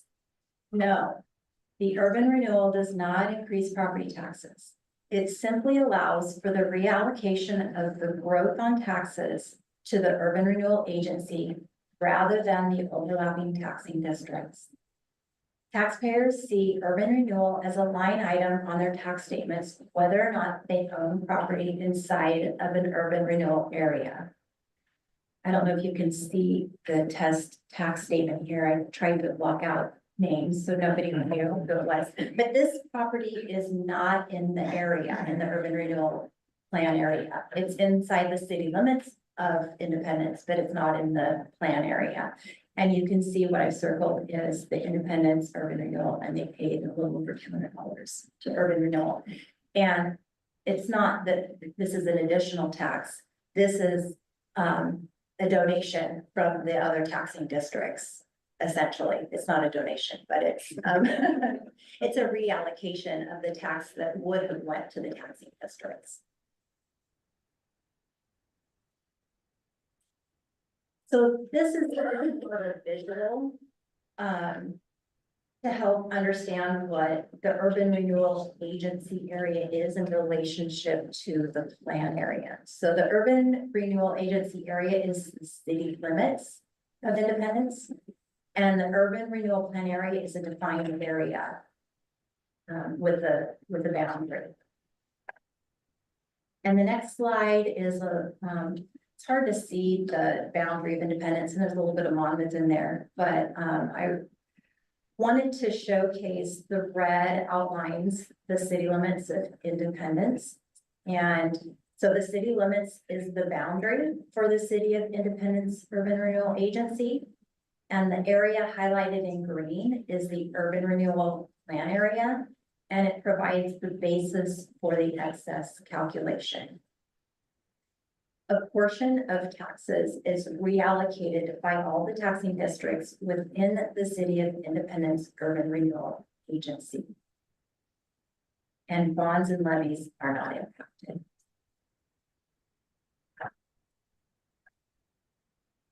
So finally, we're almost done.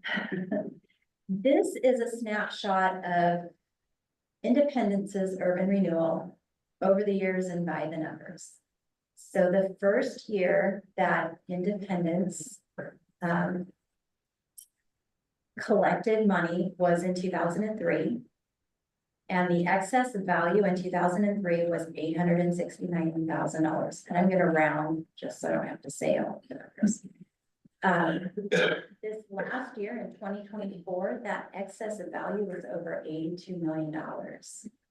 And that's just in the plan area. That area that's highlighted in green, that's the excess of value in that green area since 2003.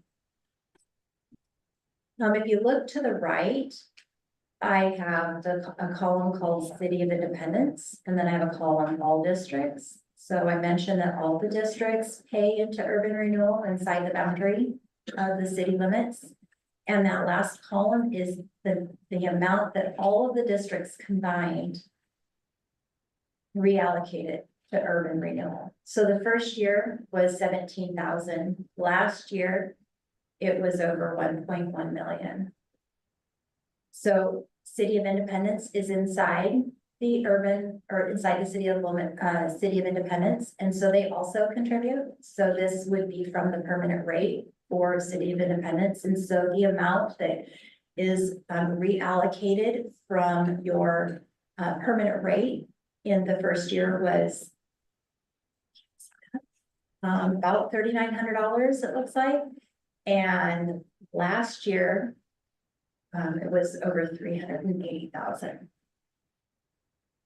So for total revenue, the City of Independence reallocated over $3.4 million from their permanent rate to the urban renewal district. And all of the districts combined reallocated over $11 million to urban.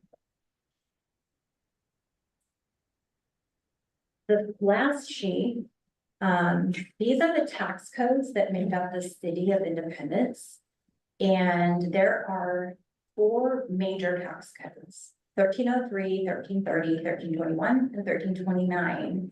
And the major differences between those 4 tax code areas is cemetery districts and Ash Creek Water Control District.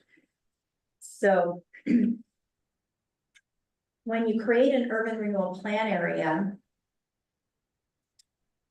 you'll notice 1344 urban renewal plan area is an identical replica of 1303. And that's because we have to pull out that green defined area into a tax code area. And this is how we're able to calculate excess value, is by creating a code area within a code area. And I also wanted to point out in red is Independence Urban Renewal. That's a line item on all of your tax statements if you live inside the City of Independence. And everybody has Independence Urban Renewal on their tax statements, whether you live in the plan area or outside the plan area. As long as you're within the agency area, which is the city limits, everybody is going to have a reallocation of tax dollars from the district to urban renewal.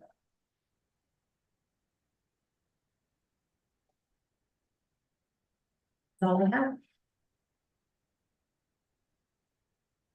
Any questions? That was super helpful. I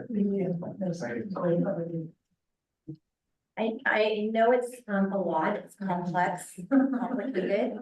If you have any questions, later on, I'm happy to answer them. I just put my email and my phone number on here, so you have a direct line. So feel free to give me a call or email me. I'm happy to answer any questions you have. Do you have any tips about how we can address our tax revenue deficit? That's a very good question. You know, assessor offices across the state are having the same problems. I do have to say Polk County is positioned very well. We've had strong leadership for decades that has set us up well. And we have a very budget conscious administration. So we're not in the same predicament as some counties are, but there's some counties that are really hurting and they can't even do the basic requirements by statute to get the job done. So I feel your plight. All that to say is I understand. Thank you anyway. Yeah. Well, thank you. It was very, it's super complex. It's something we wrestle with, but that overview provided a really helpful snapshot and a way to break it down. So I'm very appreciative. Thank you. Thank you. Thank you. So, council, we put the assessor up first, so she could actually go home, they're working all day today and having to visit and explain that to you. And we'll go into training. So what we're trying to do is, and we'll do this on every time that we, particularly when we have new counselors. So some of you, this is going to be a little bit of a repeat. Some of you have gone to the trainings. So we will kind of hurry through a few things and then focus on some others. Each of my department heads are here to give you a little high-level overview of what they do. And we like to do this not just for our new counselors, but for our community. You know, I don't make the department heads come every meeting. There's a reason for that. They have families, they work all day, and they have something that they're talking about. They're here. Otherwise, you know, it's good for them to go home. I don't want to burn them out because we have more beach. So we're going to start with a really quick overview. I'm going to start, and then Karen, who you all know, has worked with us on this special project. But I'm going to start with a very, very quick overview on home rule. Most of you attended the training, so you know that we are a home rule city, which gives us the right to self-govern. We can regulate for public health, safety, morals, and welfare, licensing activities. We can levy taxes. We can incur debt. We do that through charters, ordinances, and resolutions and motions. Along with our home rule, we are a council manager form of government, which in my opinion is the best form of government. I mean, just saying. There's 4 key components: the city council, which is you, governing body, you set the policies. The mayor, which is the presiding officer and represents the city manager, who implements policies and oversees operations, and the most important component are the citizens. They engage, they provide input, and they elect you. Or I suppose in council sources situation, you get appointed, right? The roles and responsibilities, you're a policymaker, you do budgeting, you do legislation. So you approve our major city projects. You've seen it: parks, roads, water treatment plant, right? Sewer. You also adopt the budget. The mayor's role: leadership, representation, facilitation. So when you were talking about the hours that you spend, the mayor spends significantly more hours. And she has the joy of meeting with me every 2 weeks for at least an hour, so that adds more time. But she attends the public events, she signs all the official documents, she breaks ties in the votes. She issues proclamations, and she leads council discussions.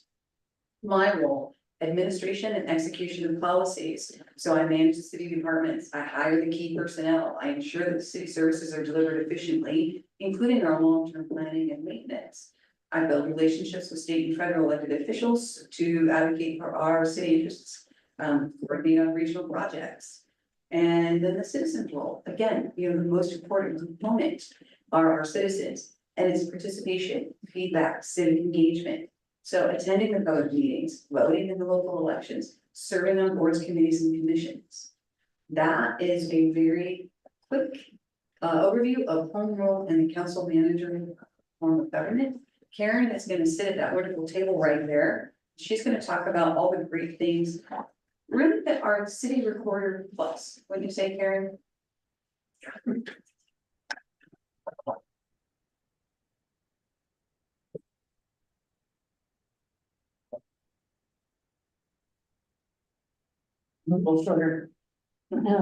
Good evening, Mayor and councilors. It's great to be in front of you this evening to talk about public records and public meetings. And I'm sorry, it's a boring subject, but we'll try to get through it the best we can. So, Myra, if you would start for me, please.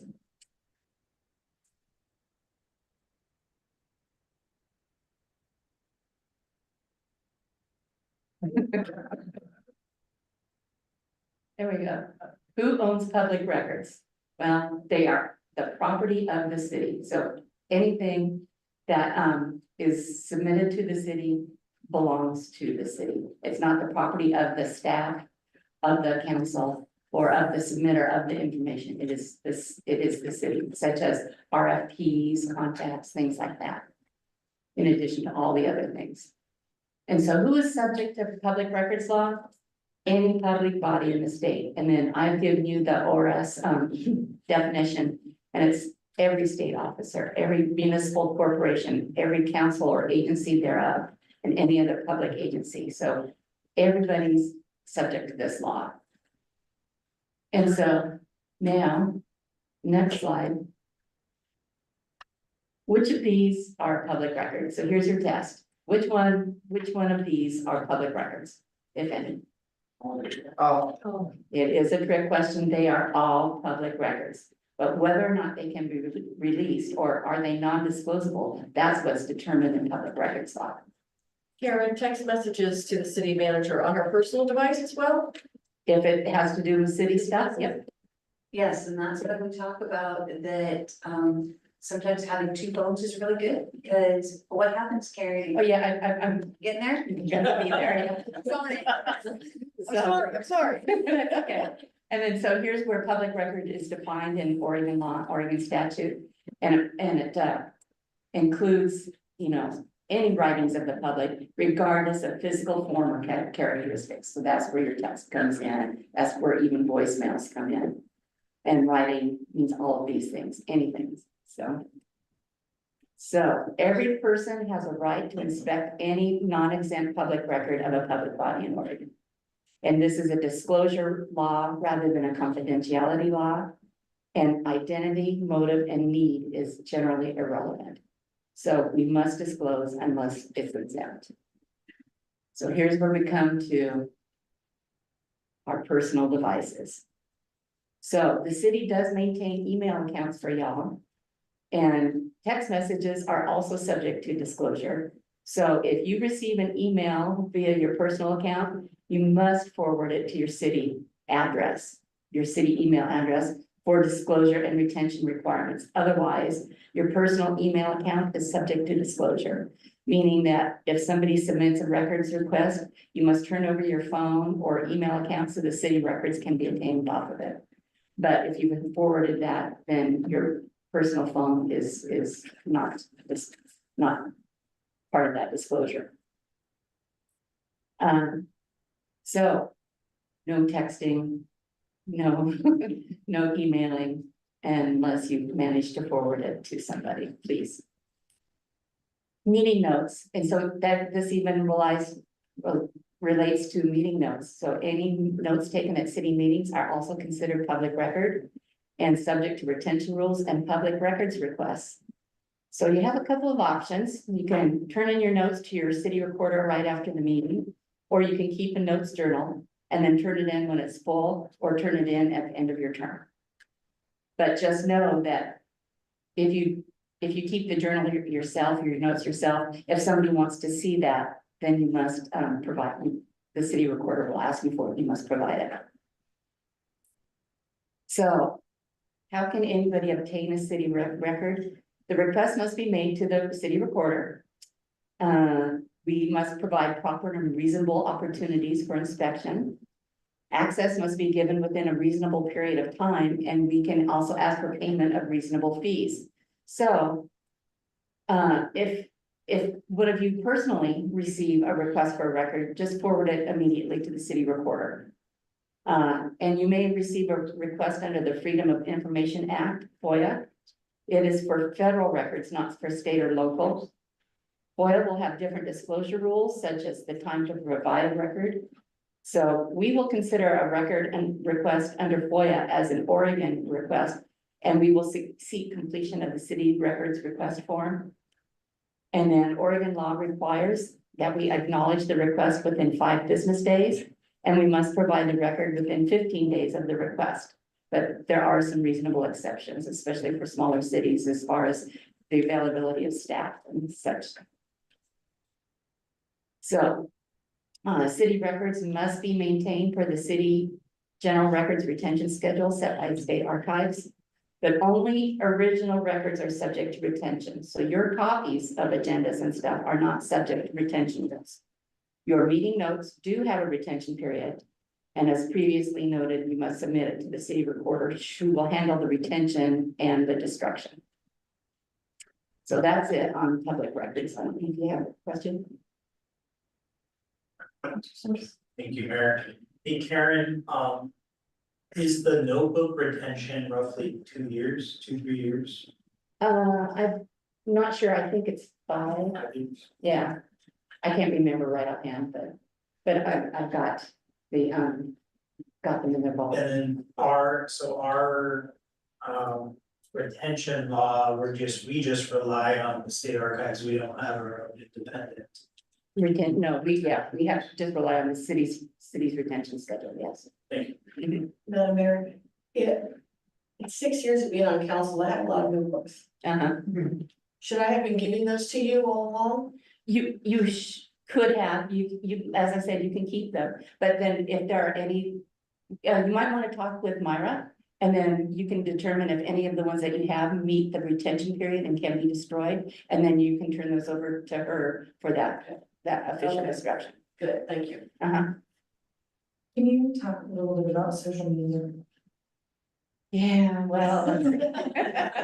So social media, yeah, you just don't want to put anything on social media that where you're giving an opinion or talking about city business and you identify yourself as being an elected official, unless you have been given the express permission from the council to do so.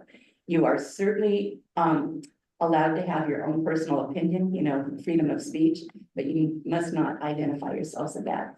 If you do, then there's all sorts of other things that come up outside of public records now, so. Yes, yeah, and in terms of the retention of social media. We actually, on our city Facebook page, we actually have a retention, firm that we rely on for our retention purposes for that, so.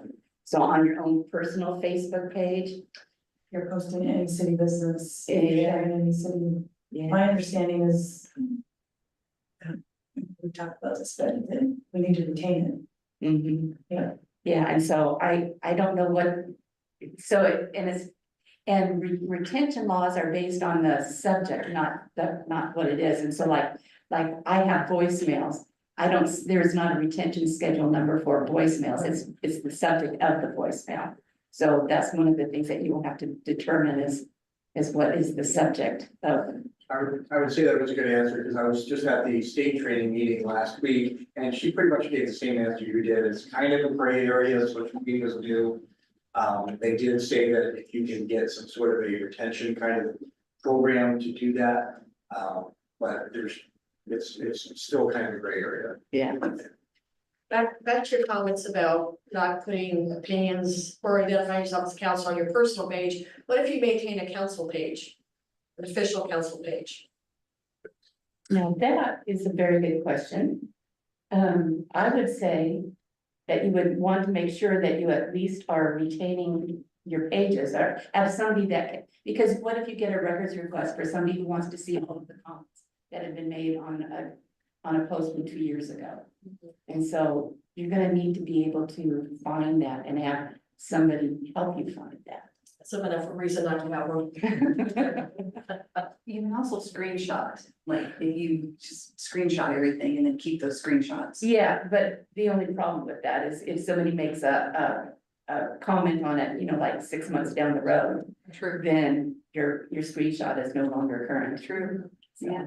and we're probably getting into the weeds with it, but think at the LOC, one of the LOC trainings that they said, if you, some people will maintain a counselor page and a personal page, but if you share anything to your personal page, so even if it's a event that's happening or anything, it cross contaminates. So, something to be aware of. Thank you. Yes, and it's all because of public meeting and records laws. They want everything to be very transparent to the public. So just remember the code word transparency. One more question on that, thank you, Mayor. Well, Karen, if there is a records request of social media, you have to go back 3 years for all the comments, wouldn't that just be, because the city would have to carry that out, right? The reporter would have to go through and grab all that information to put it forward to the requester, so couldn't that just be part of the fee that one charges for that? Yeah, it probably could, yeah. And then correct me if I'm wrong, the fee is based on the wage of the person who has to do it and the time period. Yeah, but there's also, that if we know that the fee is going to be more than $25, then we have to give an estimate and let the requester know how much it could be. And then, so that way they have the option to change their request or to just withdraw it altogether. I have a question. Can I ask my question now? Oh, sure. I'm sorry. I just have a clarification on the social media pages, because it seems like every politician has a political page, and it sounded like with what the mayor just said, you don't want to cross-contaminate by sharing, one newspaper article on both your personal and your political pages, but it seems like you should still have freedom of speech on your political page. So I think I just need more clarity on that. Well, yeah, you can have freedom of speech. It's just that you need to be able to be sure that any posts are available to the public that might want to see something from 6 months or a year ago, if it's retainable. Do you think it's safe just to put a disclaimer on all of our social media web pages that this is our personal opinion and does not reflect the body of city council? That's getting into a legal thing. I'm sorry, I don't know the answer to that one, but we can find out for you.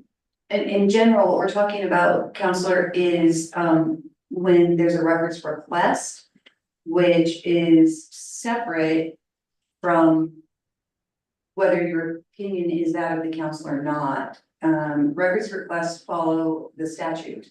So that's where you get into trouble is, or the city could, is we have to have, the records have to be, as Karen said, transparent and available. So that's why the city has a company that basically archives it, that we can access that. Smaller cities, they share that. For a counselor, you don't have that. And so we wouldn't be able to access that record and provide it to whoever requested the public records request. So it's not the opinion, it's the actual record or the document. Did that help? Yes, that does help me. Thank you. Okay, so now we're gonna go into public meetings, and I understand you had public meetings with ODEC over not too long ago. So we'll just go through this really quickly, but I just wanted to reinforce that public meetings, our law is to help make sure that things are open and transparent and available to the public, that decisions are made openly. And so public meeting law applies to the governing body, the city council, a body that has authority to make decisions like the planning commission, or a body that has authority to make recommendations to the city council like the parks board. So all of those are subject to public meeting law. And public meeting law generally, notice required, you have to have the time and the place of the meeting. and it must be reasonably calculated to provide actual notice to interested persons. Special meetings must have 24-hour minimum notice. Emergency meetings can be held with less than 24 hours notice, but it must be a true actual emergency. And just be aware that that will be scrutinized to make sure that it really truly is an emergency. The appropriate space and location, regular meetings should be held at the city administrative building, but you also must consider probable attendance with an alternate location if large numbers are anticipated. For example, the chambers here is the regular meeting space, but when there was discussion about marijuana businesses, we knew that it was a very large topic, so we held it down in the event center, so that way many more people would be able to attend. Appropriate geographic location, it must be held within the city limits. And again, at City Hall if possible, or at the nearest practical location. So if it's a joint meeting of multiple public bodies, they can be at a nearest practical locations. For instance, we've had a joint meeting with Monmouth at the fire station. Public meeting law is a public attendance law, not a public participation law. And so there's no inherent right to participate by the public, by public testimony or public comment, but the local government may voluntarily allow public participation. And so cities can set boundaries for public comment, such as speaker time limits. So that's. Karen, before we get too far beyond it, you were talking about time periods in which meetings have to be noticed. And you mentioned that emergency meetings can be as soon as practical. Special meetings are 24 hours. Are regular meetings 48? I believe it's 48, but we like to try to do it at least 72 hours here, so that way there's time for ADA access. Thank you. I just wanted to double check. So for control of public meetings, the presiding officer is the inherent authority to preside and have control and authority. It stands to control over the audience equipment such as cameras, tape recorders, microphones. And so attendees, they do not have the right to disrupt a meeting, but mere words do not constitute a disruption. They do have First Amendment rights. And the council, I understand you've just updated them, you've established council rules pertaining to conduct. And then Jurassic Parliament is a firm that assists municipalities quite a bit in public records and public meeting. And one of the things through there, they say that council members shall not by disorderly, insolent, or disturbing action, speech or otherwise, substantially delay, interrupt, or disturb the proceedings. Elected officials should not criticize staff in public and must be courteous to them. And this helps to preserve the distinction between policy and operations. And under our own city rules, there will be mutual respect from both councilors and staff of their respective roles and responsibilities when and if expressing criticism in a public meeting. So it's not just on you, it's on staff as well to be courteous to each other. So now there are different meeting types. Here they all are. So, and I'll discuss them a little bit later, but just wanted to let you know about voting. Official actions must be taken by public vote. Results must be recorded. Secret ballots are prohibited. And you all know the city charter requirement that 4 members of the council must approve any motion. Except in the case of a tie, when the mayor's vote shall be necessary. And members absent, abstaining, or council positions vacant may be considered negative votes for the purpose of invoking a tie vote clause, enabling the mayor to vote. This is very unusual. I don't know of any other city in Oregon that has a charter requirement like that, so. Perhaps. Minutes shall be taken at all meetings and must show the little dashes there, members present, the motions, and their disposition, results of all votes, substance of any discussion, and reference to any document. So, the voting of each member must be recorded. Written ballots are allowed, but the results must be announced. Secret ballots are prohibited. So if for some reason you guys decide you want to just write your vote down instead of announcing it, you can do so, but it will be announced. The recorder will announce it with your name and how you voted. And so remember that minutes are not verbatim transcripts. And then for the AG's manual, they should reflect the substantive issues of the meeting, a true reflection of the matters discussed at the meeting and the views of the participants. If a public record request for minutes of a meeting has been made prior to their approval, they must be disclosed. But the city recorder can make the proviso that there are draft minutes and subject to council approval. So the meeting types, here we go. Regular meetings, they are required by charter. Council meetings are not a meeting of the public, but a business meeting of the council. And we do have public hearings as required. Our charter states the council must provide a time and place for its regular meetings and meet regularly at least once a month. And public hearings is required. There are two that we have here, quasi judicial, which is a hearing to consider items that make decisions based on local law and may be appealable. For example, an annexation request. The city will hold a hearing to determine if the application meets local criteria. A legislative hearing is a hearing to consider adoption or amendment of the municipal code, the development code, things like that. Executive sessions have permissible purposes under Oregon law. And these are some of them. These are the most common ones: hiring, employee performance, employee discipline, labor negotiations, real property negotiations, trade or commerce negotiations, litigation, and exempt public records.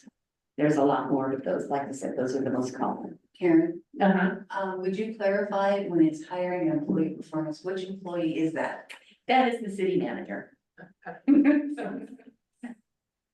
So it wouldn't be Gerald? No. But it could be the city recorder as well, because the city recorder and the municipal judge and the city manager are all chartered employees. Executive sessions must conform to all provisions of public meetings law. Final decisions may not be made in executive session. They may be called during a regular, special, or emergency meeting. Media shall be allowed to attend executive sessions, but there are certain specified exemptions on that. And they're closed to certain persons for deliberation on certain matters. And then minutes and recordings are required. So one of the media exceptions is labor negotiator consultation. And you must remember that there's absolutely no discussion outside of executive session. Not even going home and talking to your significant other. It's just not something that should be discussed. No decisions may be made in the executive session.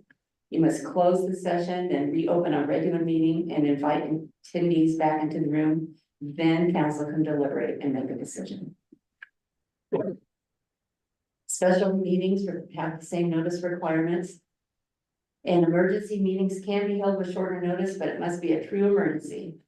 And the minutes must describe the emergency. No other discussion is allowed.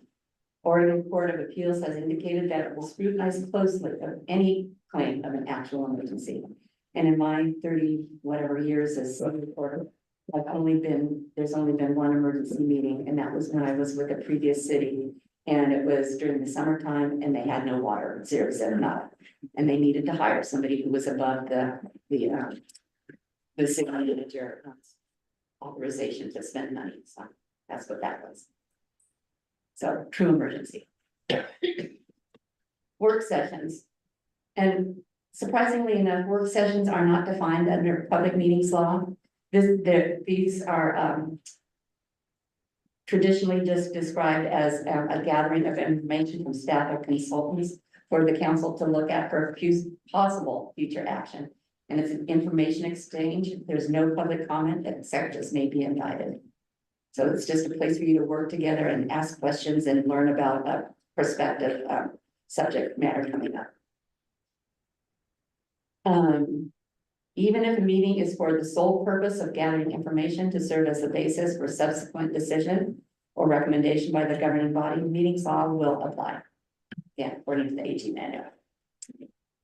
And town halls, it is just a sitting where two-way communication may be held between residents and elected officials.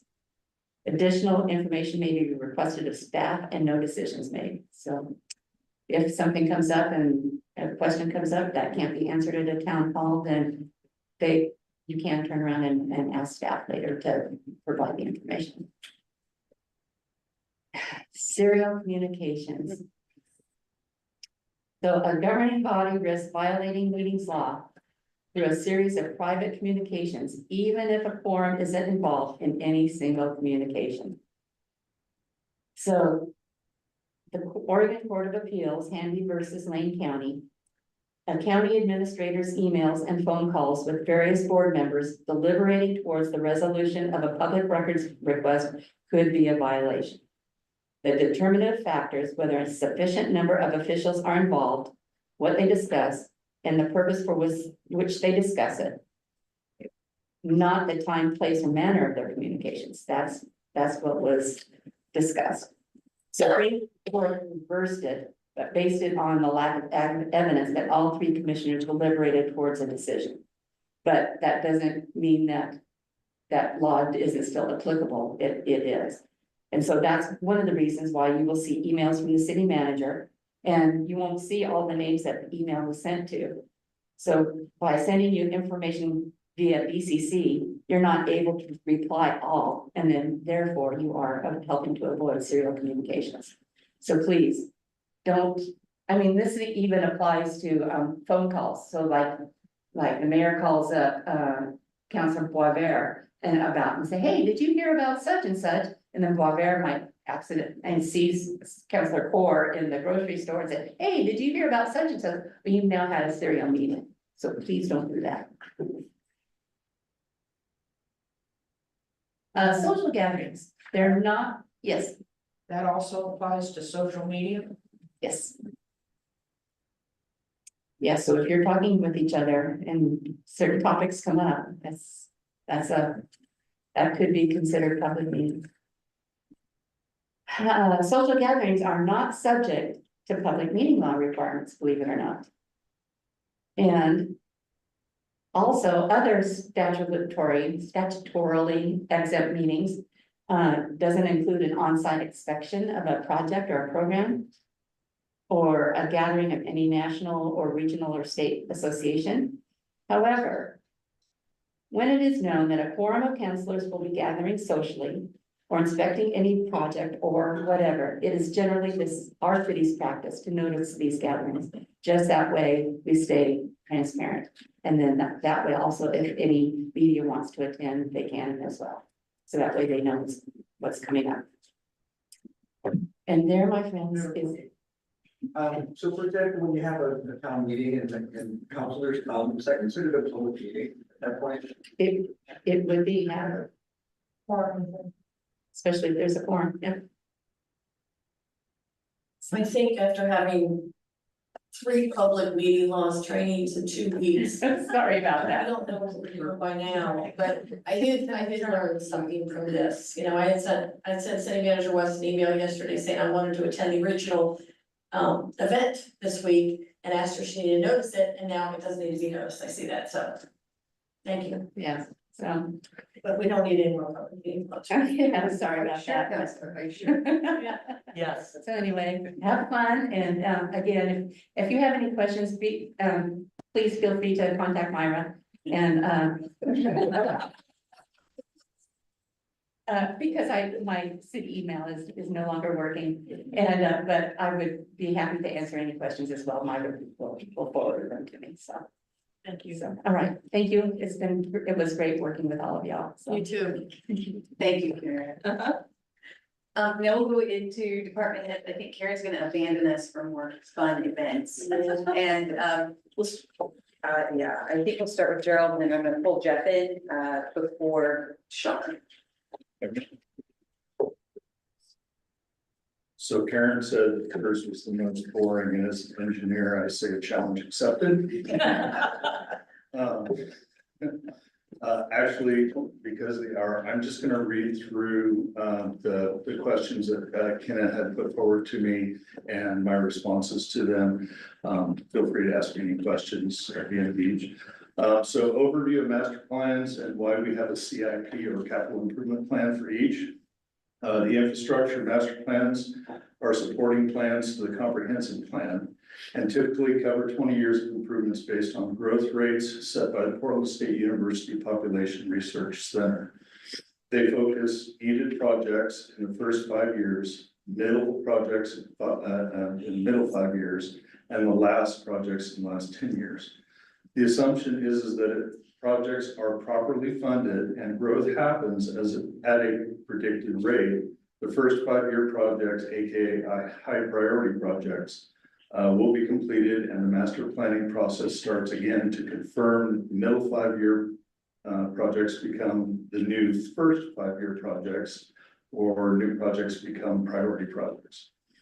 Each master plan is shortened to its capital projects and a capital improvement plan. This plan lists the project names, brief description of the projects, timelines for completion, cost, system development charge, eligibility, and funding opportunities. CIP should be updated every 1 to 2 years. CIPs drive the capital portion of the city's fiscal year budget and are considered along with the revenue, debt, personnel costs, materials and services, or operating costs, contingencies, and reserves. CIPs also are required to develop SDC and rate studies. Without master plans and CIPs, cities cannot thoughtfully plan for growth improvements, updates to aging infrastructure, and proper asset management of the city's infrastructure. Any questions about that? None, moving on.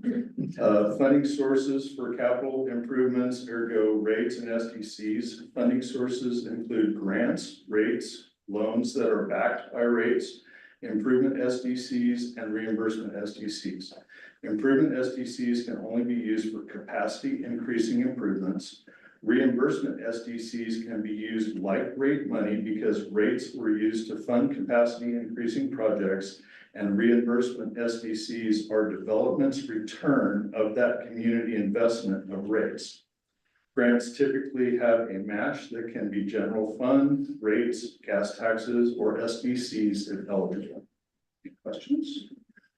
Moving on.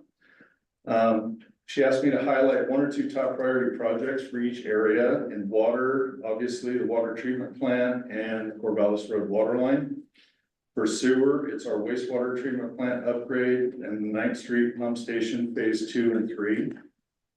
For stormwater, it's a stormwater master plan update and the stormwater rates and SDCs. For transportation, it's the Polk and Main intersection improvement and Monmouth and 5th Street safe routes to school improvement. For parks, it's Parks Master Plan and Parks SDCs. Question? What was the state route, the safe process school one? 5th and Monmouth. Last one, maintenance, general funding sources and the difference between maintenance and capital improvements. So water, sewer, and stormwater maintenance is paid for with rates. Transportation maintenance is paid for with gas taxes. And parks maintenance is paid for with general fund money. The difference between maintenance and capital improvements, maintenance is like cleaning sewer lines and relining manholes, doing pothole repairs or overlays. A capital improvement would be a widening of the roadway to include curb, gutter, sidewalk, and storm. Taking a bare ground of land, calling it Sunset Park, and putting park improvements in landscaping and playground structures. So any questions on that? That's it. That's it. So as each department head goes, then they get to leave out that door. So by the time we get done, it's gonna be you and me. Jeff Kennedy, our building inspector, will go next.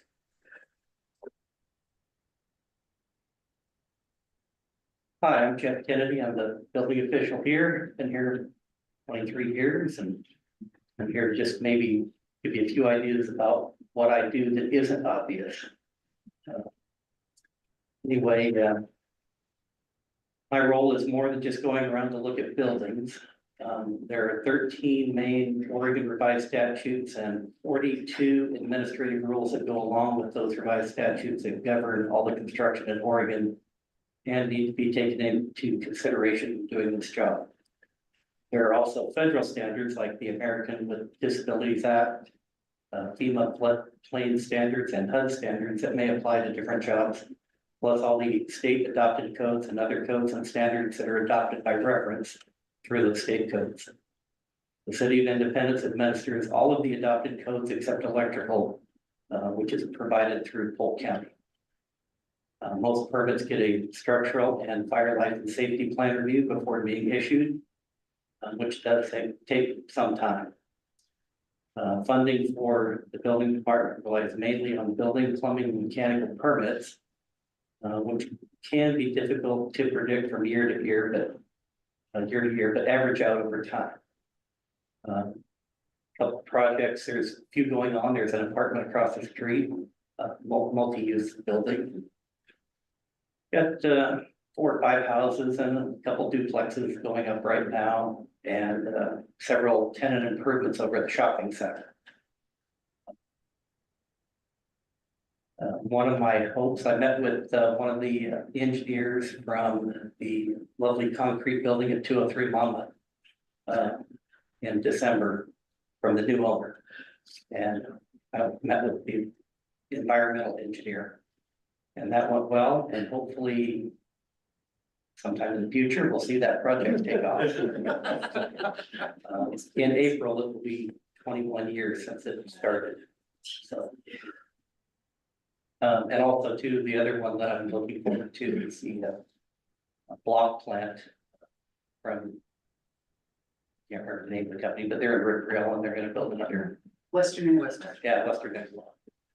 I went over to the plant and they have a very high-tech thing going on there.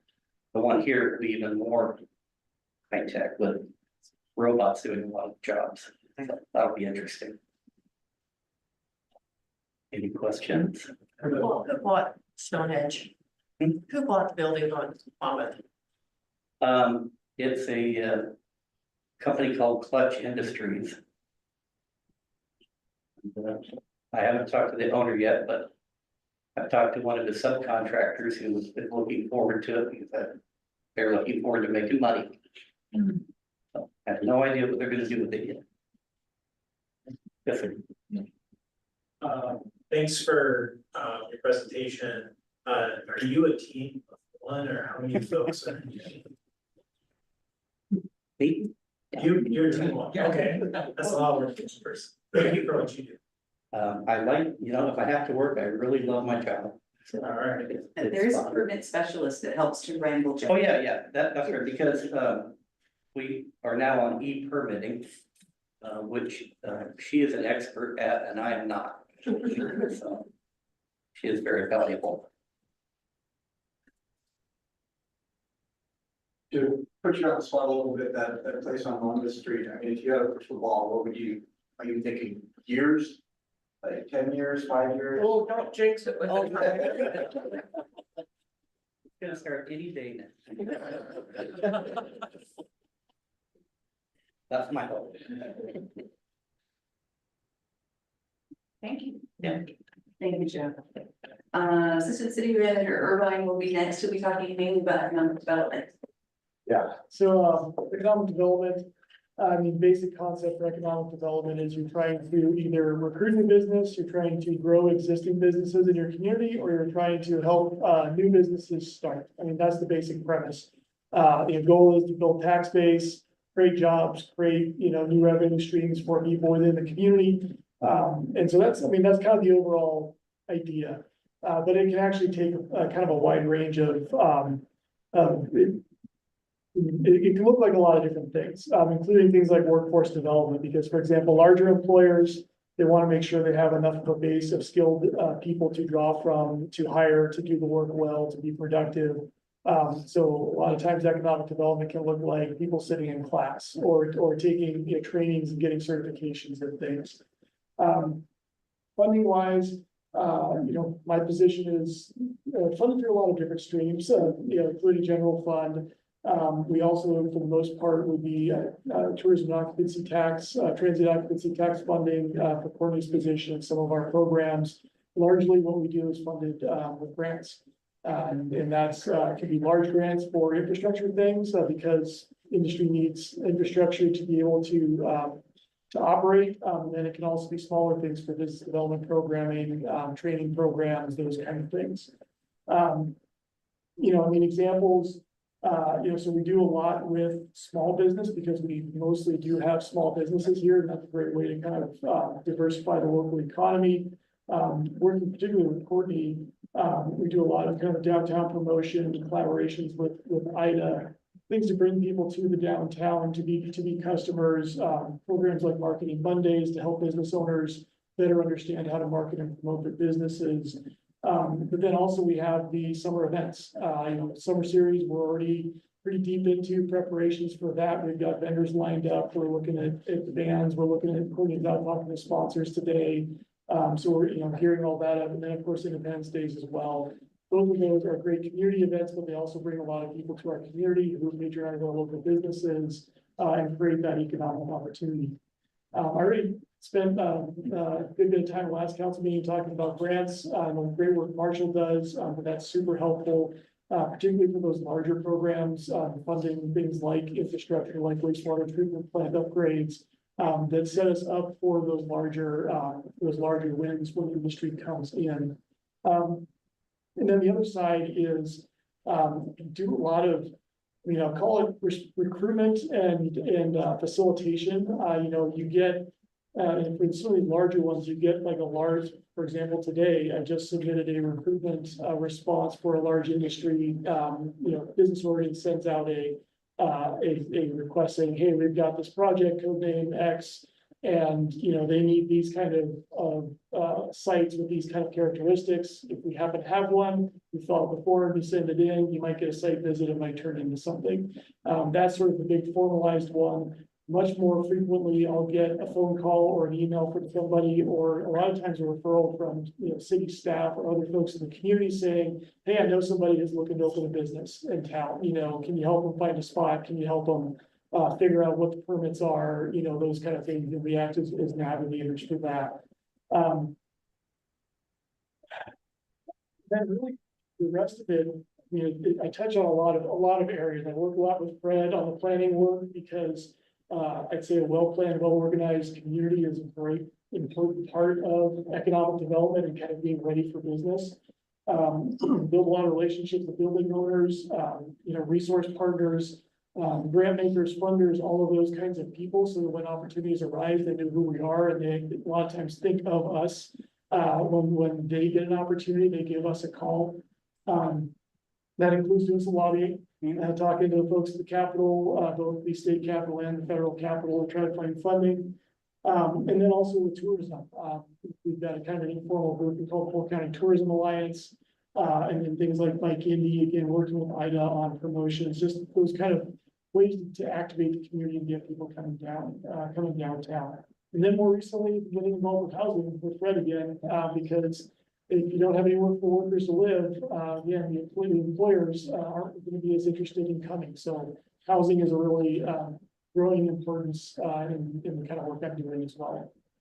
I think that's a good summary of what I'm up to, but I'm happy to answer any questions. This is a convoluted question, I apologize. We're trying to entice industry here in town to increase our tax base and for other reasons. Do you work at all, and Councilor Source, if you have any information, you can chime in.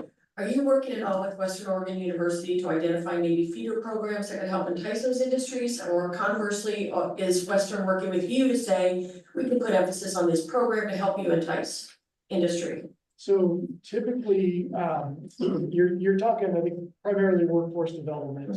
And so I think the short answer is whenever I do a recruitment or I'm talking to a large industry, I mention Western Oregon University and say, look, we've got a university literally right next door in Bonneville. They can do customized training programs. They can do executive stuff. They can do sort of maybe not the higher skill or higher education, training type programs, but then we also have Chemeketa, which can do a lot of the more, I'd say more kind of ground level, hands-on type training for some of those things. So I would say I don't have necessarily like a hand in hand, walking down the street kind of relationship with Blue, but they definitely are part of our pitch, and I think an opportunity that we have to put forward.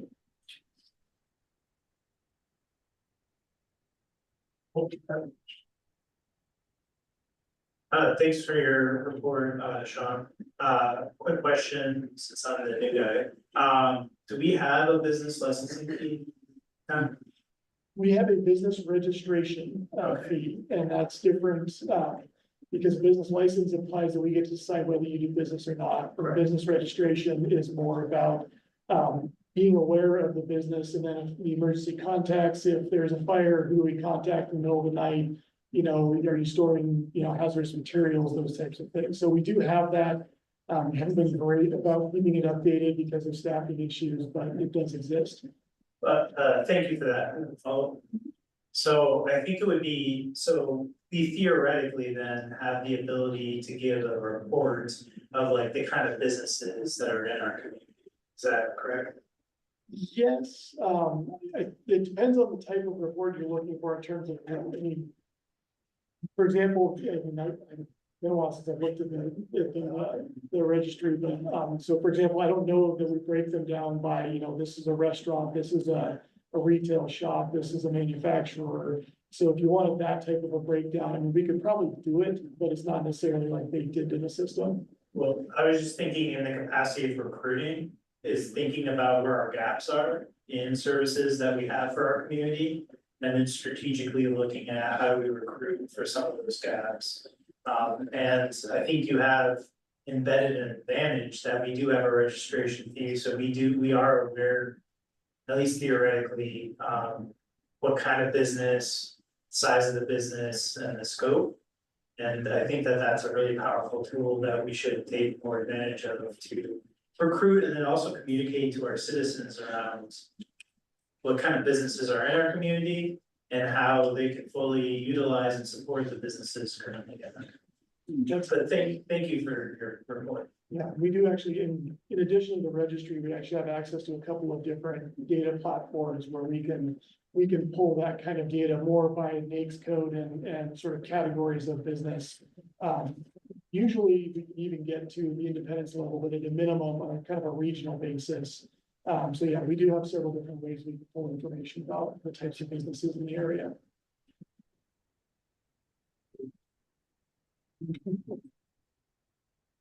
Does he get to leave?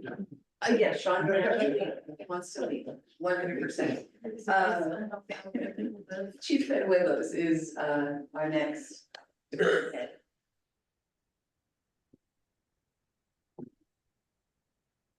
See if I fit in this chair. I don't always fit in chairs. All right. Good evening, Mayor and Council. I'm here to talk to you about your Independence Police Department. The police department is tasked with providing 24-hour police coverage to our 10,000 residents. We are authorized 15 officers, but because of 2 vacancies, we are currently functioning with 13. This includes the chief's position, 1 lieutenant, 3 sergeants, 1 detective, 2 school resource officers, and 5 patrol officers. Now, if you do that math, that totals 14. I said 13. I've got people doing double duty. So I want to ensure that they're getting credit for that. But we also have 2 record staff and 1 full-time community service officer. Now, this may sound a bit top-heavy, and it did to me some time ago, but we simply needed to adapt to the needs of modern policing. The administrative workload that's required to keep a police department running has increased significantly since I first started over 20 years ago. As an accredited police agency, we strive to meet and exceed industry standards and best practices in order to best serve our community. Policing in general has changed quite a bit during my career, which is why I wanted to touch on what policing is. It seemed so much simpler when I first started. It was catching bad guys and doing traffic. That's obviously oversimplifying it, but now in addition to the traditional police work, which includes enforcing Oregon state law and independent city ordinances. Our officers must also be capable of trauma-informed approaches in their contacts. They must be capable of de-escalating escalated situations and people. And they must be capable of crisis intervention, just to name a few things. And the related documentation must be more thorough and accurate. So these are all good things, but they take time to do right. And on top of that, the crimes facilitated by technology continue to rise, and they often require legal documents like subpoenas and search warrants to properly investigate. And these also take time to accomplish. So for additional insight, we direct our officers to prioritize their time in the following manner: respond to calls, complete your reports, follow up on your investigations, then engage in self-initiated activity, which includes traffic. So we look forward to having the staffing to be out and collaborating with the community in more crime prevention efforts. In regards to funding, the police department is funded primarily through the general fund. We also have an intergovernmental agreement with our school district, which partially funds the salaries of 1.5 school resource officers. And new to us are the public safety fee funds that have just started coming in. As you know, salaries and benefits for our personnel are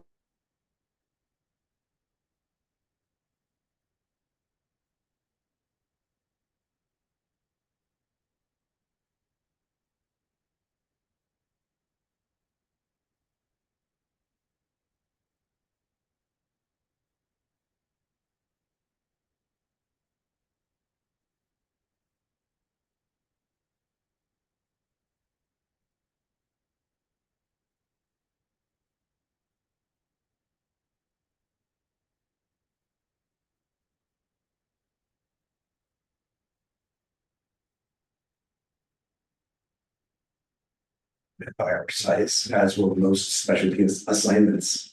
But despite those limitations, not too long ago, we went through a 5-year stretch where we were consistently fully staffed. I believe our departmental culture had much to do with that success, as did our community collaboration and support. And I'd really like to get back to that. Once we've identified and selected good people to join our team, the goal is to train them and to mentor them into good officers, good police officers who are invested and committed to this community. We will prioritize training, officer wellness, and an overall healthy culture, as well as provide opportunities for our officers to engage and collaborate with the community. And I firmly believe this will produce a core of healthy, well-trained and experienced officers who understand the needs of our community, which will result in a safer community. That's what I have. Any questions? Madam Mayor, did you have one? Okay, regarding their shortfalls, Yes, ma'am. larger city police departments have instituted programs where they bring back retired police officers to work in reserve capacity. And that's sworn officers, obviously, but they can help with the backlog, because I'm thinking about your one detective who must work from the moment he or she enters the building until they leave. Is that something you've thought about possibly doing? I am open to all of those options. I'm currently speaking to a couple of people, one potential lateral and one person who comes with several years of law enforcement experience that would like to come back on a part-time basis, where we're exploring all options. Good. Thank you, Mayor. Chief, I just wanna say that I personally appreciated the video you recently posted on social media. And I think a lot of people in our community are really nervous about rhetoric coming from the federal government. And I just wanted to ask, how do we help support you and your team to continue to build trust with all of our community, to make sure that when something bad happens, they feel safe to call 911 and feel safe to open the door when an officer in the city of Independence responds? You're absolutely right. Trust is gonna be at the core of our overall safety, and we cannot afford it to lose that. How council and mayor may assist with that. Any questions that folks might have, any concerns that they may be directing towards you, I'd be happy to try to address clarify or educate in any way that I can. Thank you. Thank you for being here. You know, my son told me he wants to be a cop one day, and I said, you know, nobody calls the cops when they're having a great day. So I just want you to know that I appreciate what you do. How old is your son? Is he of age?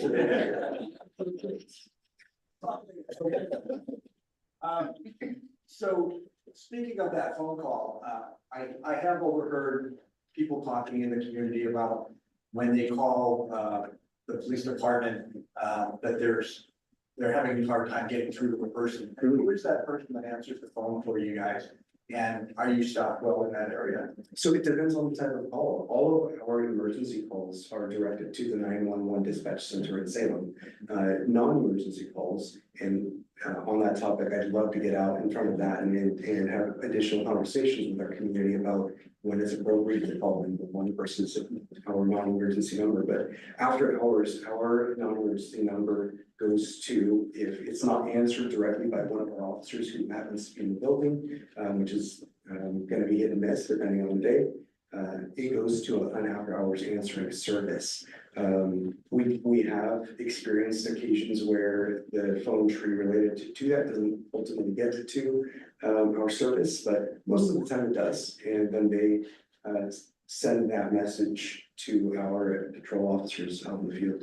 So that line, is that a landline? And you're saying that that's just staffed by whatever officers are there at the moment? Yes, so initially it rings here within the building and then it transfers over to an after hours answering service.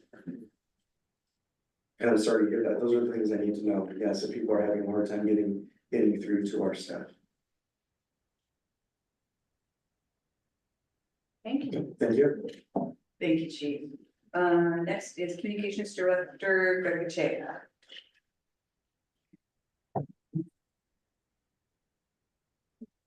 Council, good to see you again.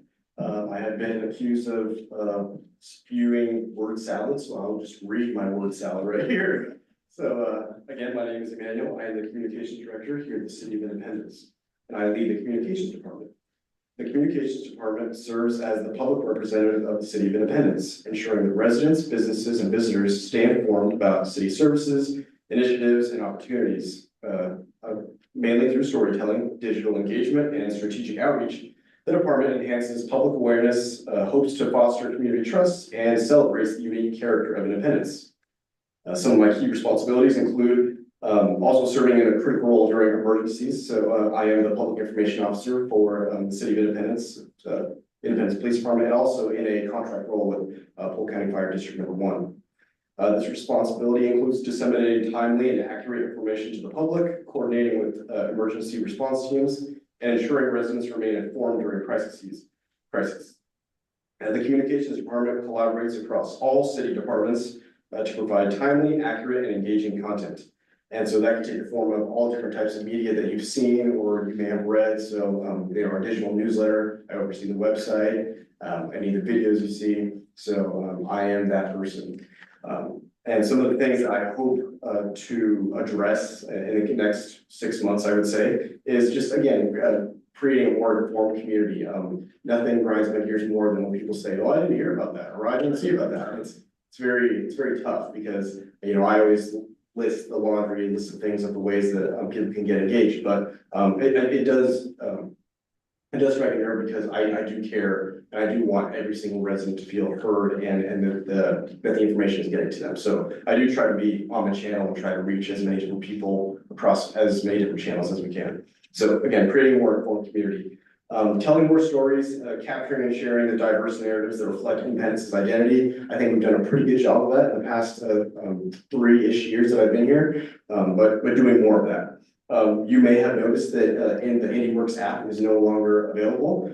So one of the things that we're actually working on doing is creating a new in-house app that we could give to the residents and then be able to access different city services, maybe even get push notifications if there's an emergency or what else. So again, trying to create that omni-channel, holistic, informed community. Something that has been brought to my attention is that there are a lot of forms that some residents who do not predominantly speak English are unable to read. And so one thing we're gonna be doing is updating a lot of the forms on our website to make sure that it's translatable in every single language that we have available on our website, which is quite expansive. So making our forms translatable and fillable just right there directly on the website, rather than having to download Adobe Acrobat or whatever other service that we have. Right now, we have 2,200 subscribers to our city newsletter. I would love to see that number get up to 2,500, because roughly that would be 25% of our population that would be subscribed to our wait, is that correct? Yeah. And to our newsletter. So that would be pretty exciting. And then a new resident booklet. So again, this is just kind of a print collateral, something that if someone who's new to the community, such as myself was 3 years ago, if I could have something that we could just give to residents when they sign up for the utility bill or whatever, that's just more engaging than just a list of utility services or sort of basic services that they can have. Just, you know, a booklet that says, oh, here are the different activities you can participate in, or boards and commissions and things like that. So that's something that we have in the works. And I'll just end with my conclusion right here. The communications department plays a critical role in shaping public perception, fostering community engagement, and ensuring transparent, accessible communication. I strive to be continuously innovative and collaborative, and the department seeks to make Independence a well-informed, connected, and thriving community where every voice is heard and every story matters. So that is a brief, high-level overview of what it is that I do, and I am happy to entertain any questions that you may have. Few questions. Do you simultaneously post all social media channels at the same time, or is it somehow staggered? Yeah, we do have a social media management software called Hootsuite that, yeah, it is pretty omnichannel where you can shoot it to every single channel that we have available. We do have LinkedIn that you can adjust the language to meet a certain audience. So for LinkedIn, which is primarily professional business type folks, I can adjust the language to be more centered for that audience, which will increase the engagement there. So I can do that. But that's how I use it, is to not just have to individually post it and make the most of my time. Another question, and this kind of crosses you and Mr. Irvine's roles. How about putting something in each of the businesses saying, you know, for their customers to see, sign up for our newsletter, maybe with a QR code or something? Yeah, that's something I forgot to mention. We are actually going to be starting a newsletter print, or just an overall campaign in the next I would say month. I'm still working on the actual deliverable, but yes, we will have something that any of the counselors can take home with them, or our city staff, and that you will be able to engage, like just talk to somebody and say, hey, here you go, sign up for the city newsletter, so that it's just more direct to consumer. And that way, again, it's, you know, you touch something, it's good. One other comment. Do you send your newsletter to be disseminated also by the chamber? I believe they are on our. That's it, because that gives you another swath of recipients. Same thing with disseminating it through Downtown Association. Yes, I do. I believe they're on our list, but I'll check. Thank you, Mayor. I have a couple questions for you. Thank you for your presentation. First question is, are you a staff of one as well? Yeah, for the most part, yeah. I do get some help from our office specialists, but yeah, 1.25, I can say. Yeah. Well, thank you for all the work you're doing. Second question is, how are we communicating with residents who are not digital? Non-digital. So our newsletter does get printed out, and those copies are available at different locations throughout the city, primarily here at the Civic Center, that people can access, and they can download at their convenience as well. So if there's somebody who's watching who, yeah, doesn't have social media or anything, they can go to our website and we have our archived newsletters that go back at least 3 years, and they can just click on it and print it out if they wish to.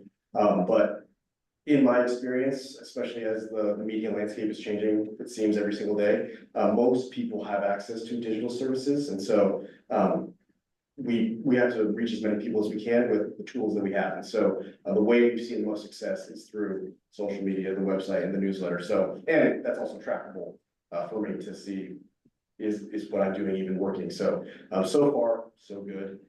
If there is not, then yeah, I'm happy to make adjustments. I think the library and the museum would be good places to have hard copies as well. Yeah, agreed. Do we have one channel that's more popular than the others? Yeah, I would say, this is pretty common for the Mid Valley, but Facebook seems to be the largest, channel. I think, believe we have 8.4 thousand followers on our Facebook. But I can say across all different channels, we reached 2.4 million, people last year, which is pretty exciting. That's website, that's YouTube, that's, yeah, all the different channels. But yeah, Facebook does the biggest channel, the website, but YouTube is growing. I mean, one of my SMART goals last year was to have over 1,000 followers on our YouTube channel, and we surpassed that last year, so it's very exciting to see. Thank you. Now you go home to the ladies. Library Director, Patrick Bodley.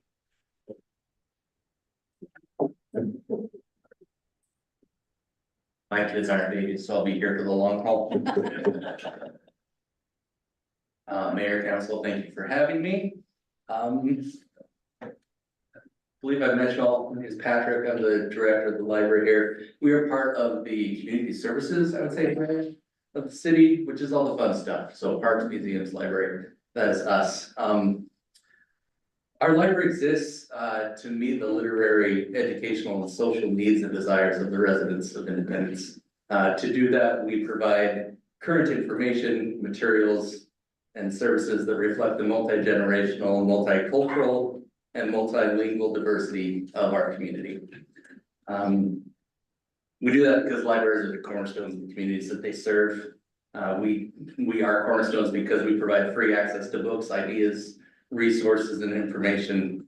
And it's imperative for education, employment, enjoyment, and self-government for libraries to exist.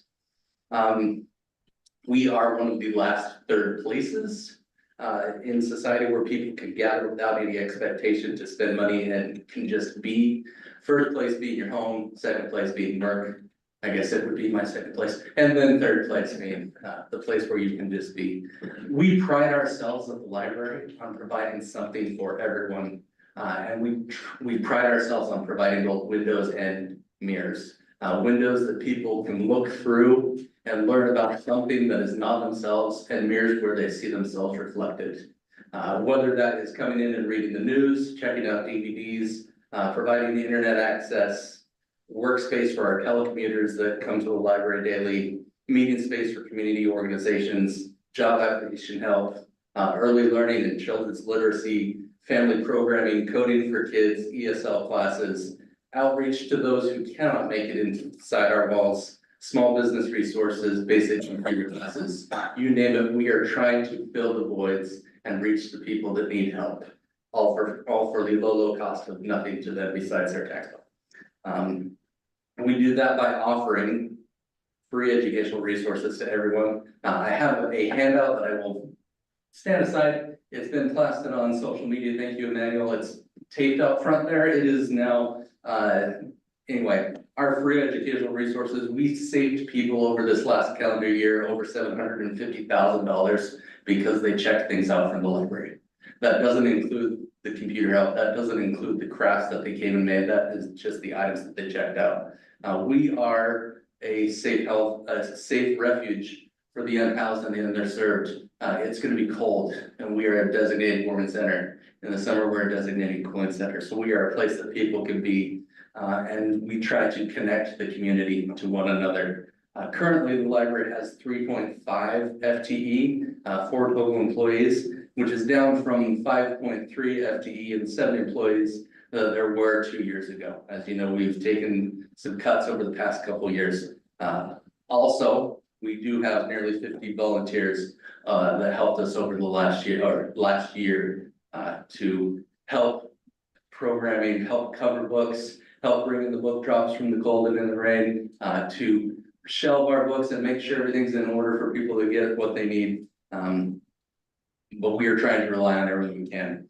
Primarily, our funding is general fund. About 88% of our budget this fiscal year was general fund. The other 12, during the assessor's presentation, she talked, it flashed briefly, the property tax bill, but there was a Chemeketa Regional Library. And so we got this year about 12%, just over $54,000 this year is from that. That is a formula-based reimbursement, that it depends on how many items in the previous year we check out to non-independence residents. So the courier stuff that we send in, or those people that do not live within a city that is part of, so Rickrell will say, they're not within a city jurisdiction, but they are part of CCRLS. So if you check things out, it's a big calculation. I worked with Rob. I still don't quite understand it, but he seems to. And so we just roll with that. So we get the funds from them are for that formula-based reimbursement, net lending, and then lost books reimbursement as well. So if we send our things on the courier and it never comes back to us, we do get reimbursed for those. As well as we're funded through any grants we're able to secure. Current projects that we've got going on.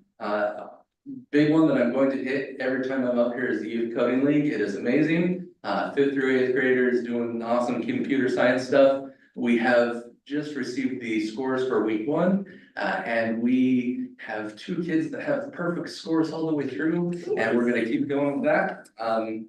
Also, I've been working, we received a grant for a book bike to do some more outreach. Picture the old school ice cream bikes with the thing up front, and we're gonna take that and go to end of school celebration and provide Wi-Fi and sign people up for library cards. That has been paid for, and we now have the graphics files that we are trying to design, customize for ourselves, and then we will be able to pick it up a month after they get their things. Also, I'm happy to say, this morning, we got a notice that we were awarded a grant from the Marion Polk Early Learning Hub, it's an early childhood literacy grant that we're going to use to purchase, to add more items to our collection in the backpack kits. Everything from my first visit to the doctor, to potty training for girls and boys, to how to be a big brother, so we're going to replace some things there. We also have these cool new Wonder Books that we're going to greatly expand our collection. They've been flying off the shelves.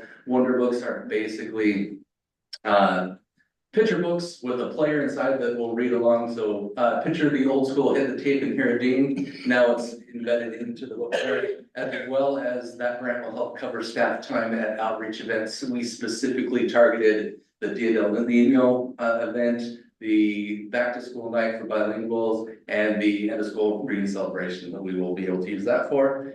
And of course, our big one is January, February. We're already planned for summer reading. We've got 3 or 4 of our presenters already booked. T-shirts are bought that we can hand out, like all the stuff is going. Summer reading starts about as soon as summer reading ends. And so we're going for that.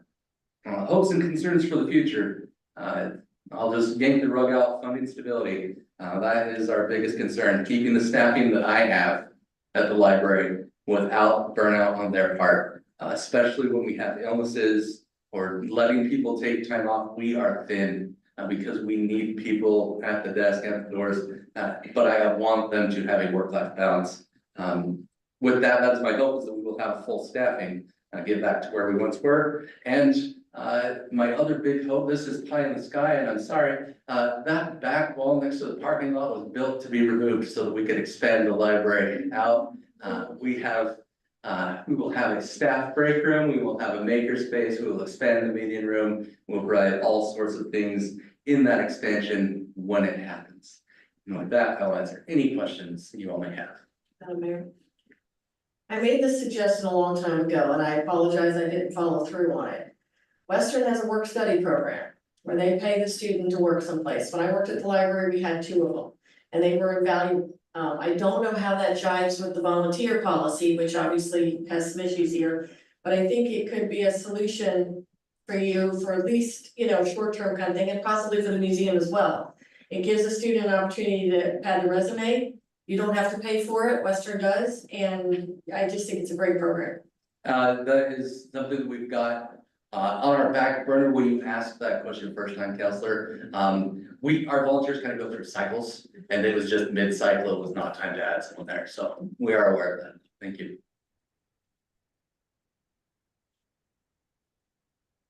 Thank you, Mayor. Thank you for the presentation. Can you give a rough guesstimate but the amount of money that your volunteers have saved the city of Independence and their volunteer hours. Yes, rough estimate, it was, well, we had 1,760 hours last year, which is 3/4 of a full-time person, so whatever a full person in benefits would be. $30,000.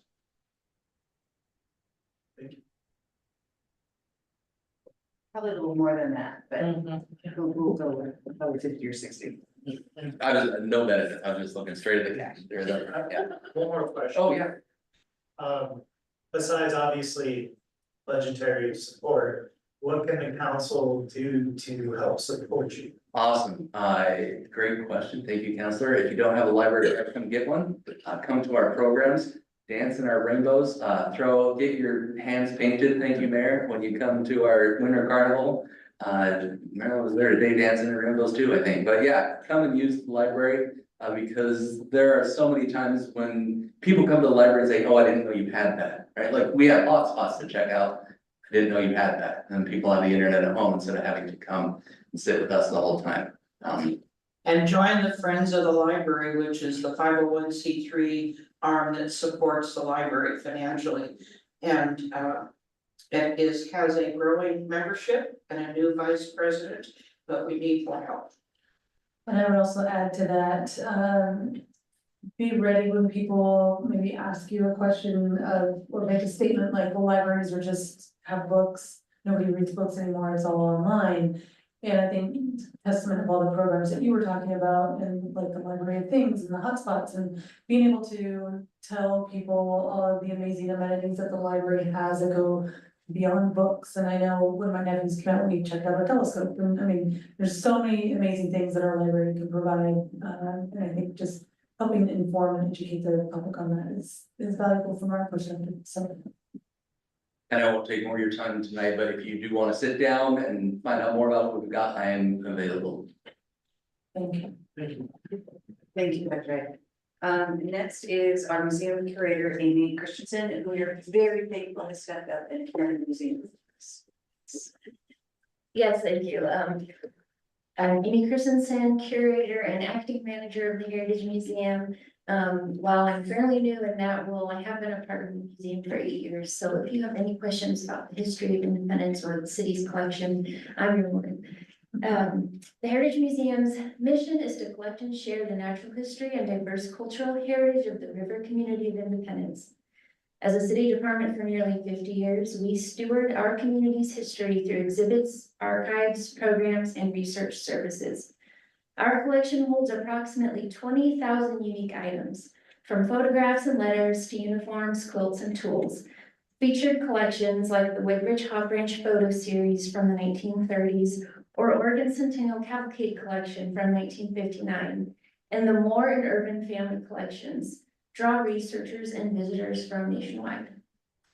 Since opening on our 2nd Street location, we have welcomed over 15,800 visitors. And we work closely with partners like IDA, the Chamber of Commerce, Western Oregon University, and Central School District to support research, exhibits, education, and grants. We are also involved in planning and executing downtown events like Hop and Heritage, Ghost Walk, and Santa Train, contributing research, volunteers, and space for these events. We offer meeting space to the local American Legion Post 33 and share a meaningful partnership with them. This year, we will be assisting with bringing the Vietnam Memorial While It Heals to Independence in late September. We rotate exhibits on local history about every 2 months, and about every 3 months, we have exhibits on loan to us from various other organizations, such as Oregon Historical Society, Smithsonian, and the Library of Medicine. The Heritage Museum is primarily funded through the city's general fund, which supports our staffing and operation. But additionally, the Heritage Museum Society, a separate nonprofit organization, contributes both monetarily and through volunteer time. Last year, the society provided over $4,000 for technology and storage fixtures, and their support helps fund exhibits, collection care, and special projects. In 2024, we received over 2,800 hours of volunteer time. We provided opportunities for internships, volunteer requirements, and opportunities for participants in the Easter Seals on job training program. We also receive occasional grants that supplement exhibit development, preservation, and programs. Currently, our staffing includes myself as the one full-time employee, and we have a half-time paid intern. We recently adjusted our hours to reflect the reduction in staffing after the previous museum director left for other opportunities. The intern is in the museum 3 days per week, and I'm there 5, and we are open to the public 4 days a week. That's Wednesday through Saturday.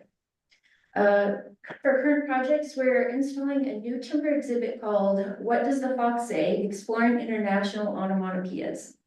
So this one is featuring 9 unique art pieces that were created by local artist Torn Widhammer. And the exhibit explores the intersection of language, culture, and sound, and it's going in just in time for our winter spring field trip season. We have 4 field trips scheduled for this year, and we do plan on more of those being scheduled. In March, we will open an exhibit on locally published newspapers from approximately 1876 to 1976. So it will feature a timeline of independence papers that were published here in town and an editorial by local journalist Tom Henderson. In April, we will host a visiting exhibit from the Oregon Historical Society on Vanport. Meanwhile, a piece from our own collection is on display at the Willamette Heritage Center in Salem through May 24th. While I'm committed to keeping operations running smoothly, the long-term sustainability of the museum remains a concern given the climate of the recently failed levy. Uncertainty in funding affects not just staffing, but also our ability to plan exhibits, maintain collections, and provide public programming. This is why community support and engagement are more important than ever. The museum exists to serve the people of Independence. Personally, I find it incredibly gratifying when I research a local resident's family history, whether that's tracking down personal records or pinpointing property locations, and then share those discoveries with them. Witnessing the impact of that connection is really rewarding. We aim to create a space where residents feel their stories are valued and shared. Our goal is to tie local history and artifacts to broader historical themes. We do this by telling personal stories, which helps us share larger themes rather than simply displaying old items. We love to create an experience for visitors that makes them leave saying, this is one of the best museums I've ever been to. And we hear that often. And if you have any questions, I'm happy to answer them. Just have a thought. You're trying to update the veterans exhibit, right? Yes. Where are you trying to get the money to do that? So we are actually currently applying for a Braemar Charitable Trust grant. So we will be seeking $8,000 to help us with that project. When you did the veterans exhibit way back when, and we had an event, and we invited a lot of people, a lot of Representative Evans was there, and a lot of other people were there. I believe a senior executive from ODVA was there as well. So I'm thinking maybe we reach out to ODVA and say, hey, we're doing this in conjunction with the Wall That Heals. Maybe ODVA might have some money that they could toss our way. Maybe if not for that, then maybe the preservation of those artifacts of veterans. I think this is a really important opportunity for a rural community to get some support from the state to do that kind of stuff. That's great input, thank you. Yeah. Yeah, to piggyback off Councilor Corey, there's also a lot of veterans groups that have a lot more money than people at this point. I would encourage us to think about strategically reaching out to some of the veterans groups that might be willing to financially support the updating of sharing the story of those who served from our community. Yeah, I think we would have a lot of support, a lot of luck. I'm sure the American Legion post here would like to, but they're a very small post and I'm sure they don't have a lot of funds. The American Legion Post contributes to the 501c3 that supports the museum annually. So they definitely do support us as a part of our partnership, but they could also be a connection point to put us in touch with these other organizations. So. Thank you very much. Right. All right, Yes. There's no holder for, there's no holder for. All right, hi there, everybody, Fred Evander, City Planning Department, we are a department of, well, one and an intern right now. What we do is, really try and craft a long-range vision for the community. We do that by talking with folks, hearing from what you folks think. You know, and it's really like a long range vision of where we're going as a community and then what sort of regulations and standards and policies we can actually use to get to that future.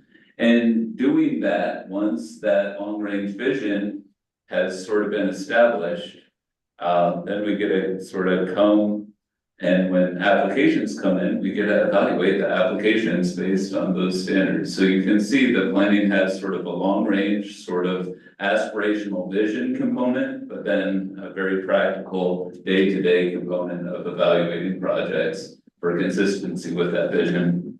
Those two sort of functions, the long range and the short range, you can think about them as, and then people call them legislative and quasi-judicial in a lot of ways. So the legislative thing, you're writing the laws, the policies and all that sort of stuff. And then the quasi-judicial, you're evaluating, you're looking at an application and seeing if it meets the standards that have been established. And so I sort of play those roles in a lot of ways. You sort of play, I'm not a policymaker. You folks are the policymakers. You folks actually adopt the legislation, like ordinances regarding fence standards and whatnot. And then, I implement them when people come in with fence permits. Sometimes you not only do the legislative function, you do the quasi-judicial function as well, like with annexations.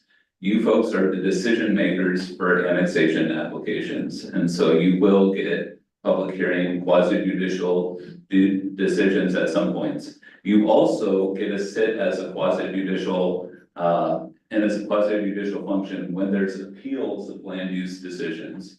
So, very fun. So that's basically what I do, what your role is as well. Some of the projects that I'm working on are, how we're considering, we got a grant to consider how existing development occurs in existing neighborhoods. So looking at the standards related to that, we have a feeling that some neighborhoods, or excuse me, we have existing development occurring in existing neighborhoods. And we want to make sure that as that development is occurring, that it's complementing the existing neighborhoods. And so we got a grant to look at how our standards deal with those things, including things like street improvements, house scale, all that sort of stuff. So that's one project that you're going to be seeing a lot coming up. We really do think it will give folks more options for housing, but also more opportunities with what they can do with their land. So that's what we're looking for. Also, I have spent a lot of time working on the trolley. For those of you who know me, I love the trolley. And I do want to see it successful. It has surpassed all of our expectations, like significantly. And so we're spending a lot of time trying to figure out how we can continue that service via funding and all that sort of stuff. But not only that, but how we can enhance the service. We have good things coming, including a better app to actually see where the trolley is at. And just improved rider counting. There will even be stops at certain shelters at certain stops, which will benefit not only the trolley service, but the chariot service that goes through the community. And then just working on some random stuff as well, like the Safe Routes to School project off of 5th Street, and how to implement the downtown parking plan. So trying to figure that out. There will be code changes coming Coming forward too, we're probably gonna look at code enforcement and how the code enforcement code works. It's something that's been on the back burner for probably 2 years at this point, so we better get back to it. So anyways, that's what I see in the near term. We will get a couple of annexations coming up. But beyond that, I think that's basically what I'm working on right now and sort of how planning works. Do you folks have any questions for me? I do. Do you have any idea what the demographic breakdown of the trolley riders is? And I'm speaking specifically about seniors using the trolley. We do not know the demographic. Okay. Yeah, we did a writer intercept survey last year, and we could look at what the demographic breakdown of that was. That could at least give us an idea. That might be something we can partner with Monmouth Senior Community Center on doing. I'm gonna make a long-winded roundabout way to a question here. We've talked about training our boards and commission members, and particularly now that we know that they're subject to other public meeting laws, we know that they're subject to ethics requirements and whatnot. Mr. Evander does a really neat thing in the planning commission meetings. I don't know if you do them in the HPC meetings, but he shows video. And sometimes those videos help to engage the committee members, help to inform and educate the committee members.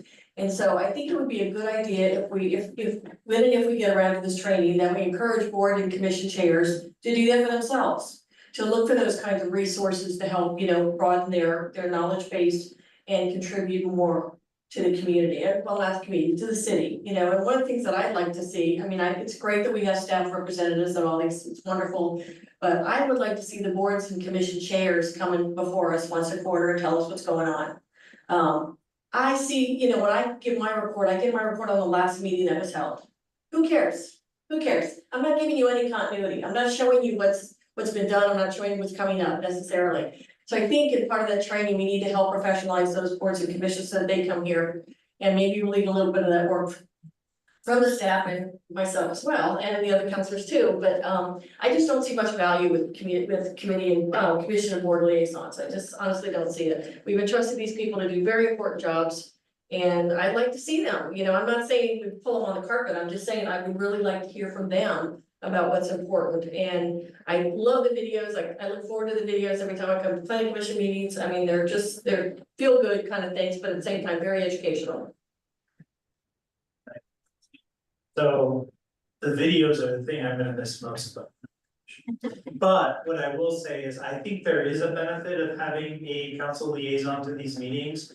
So yes, and I think Councilor Core's idea of empowering chairs is a good one.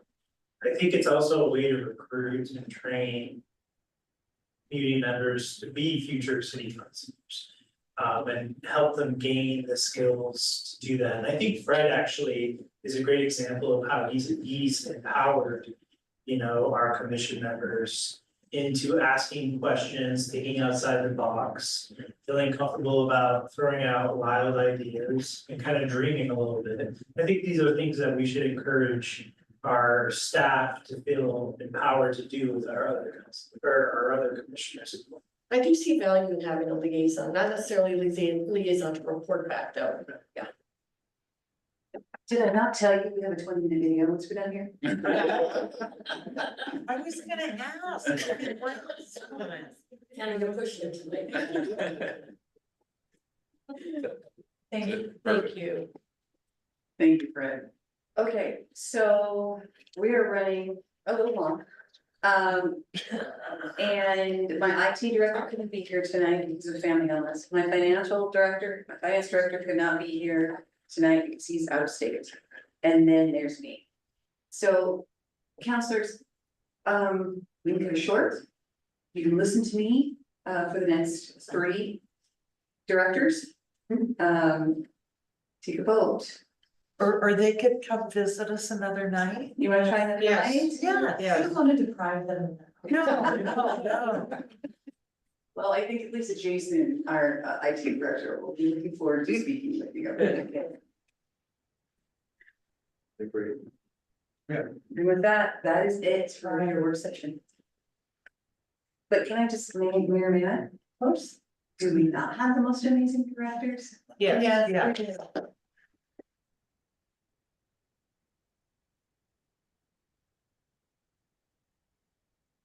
That we are adjourned. Yeah.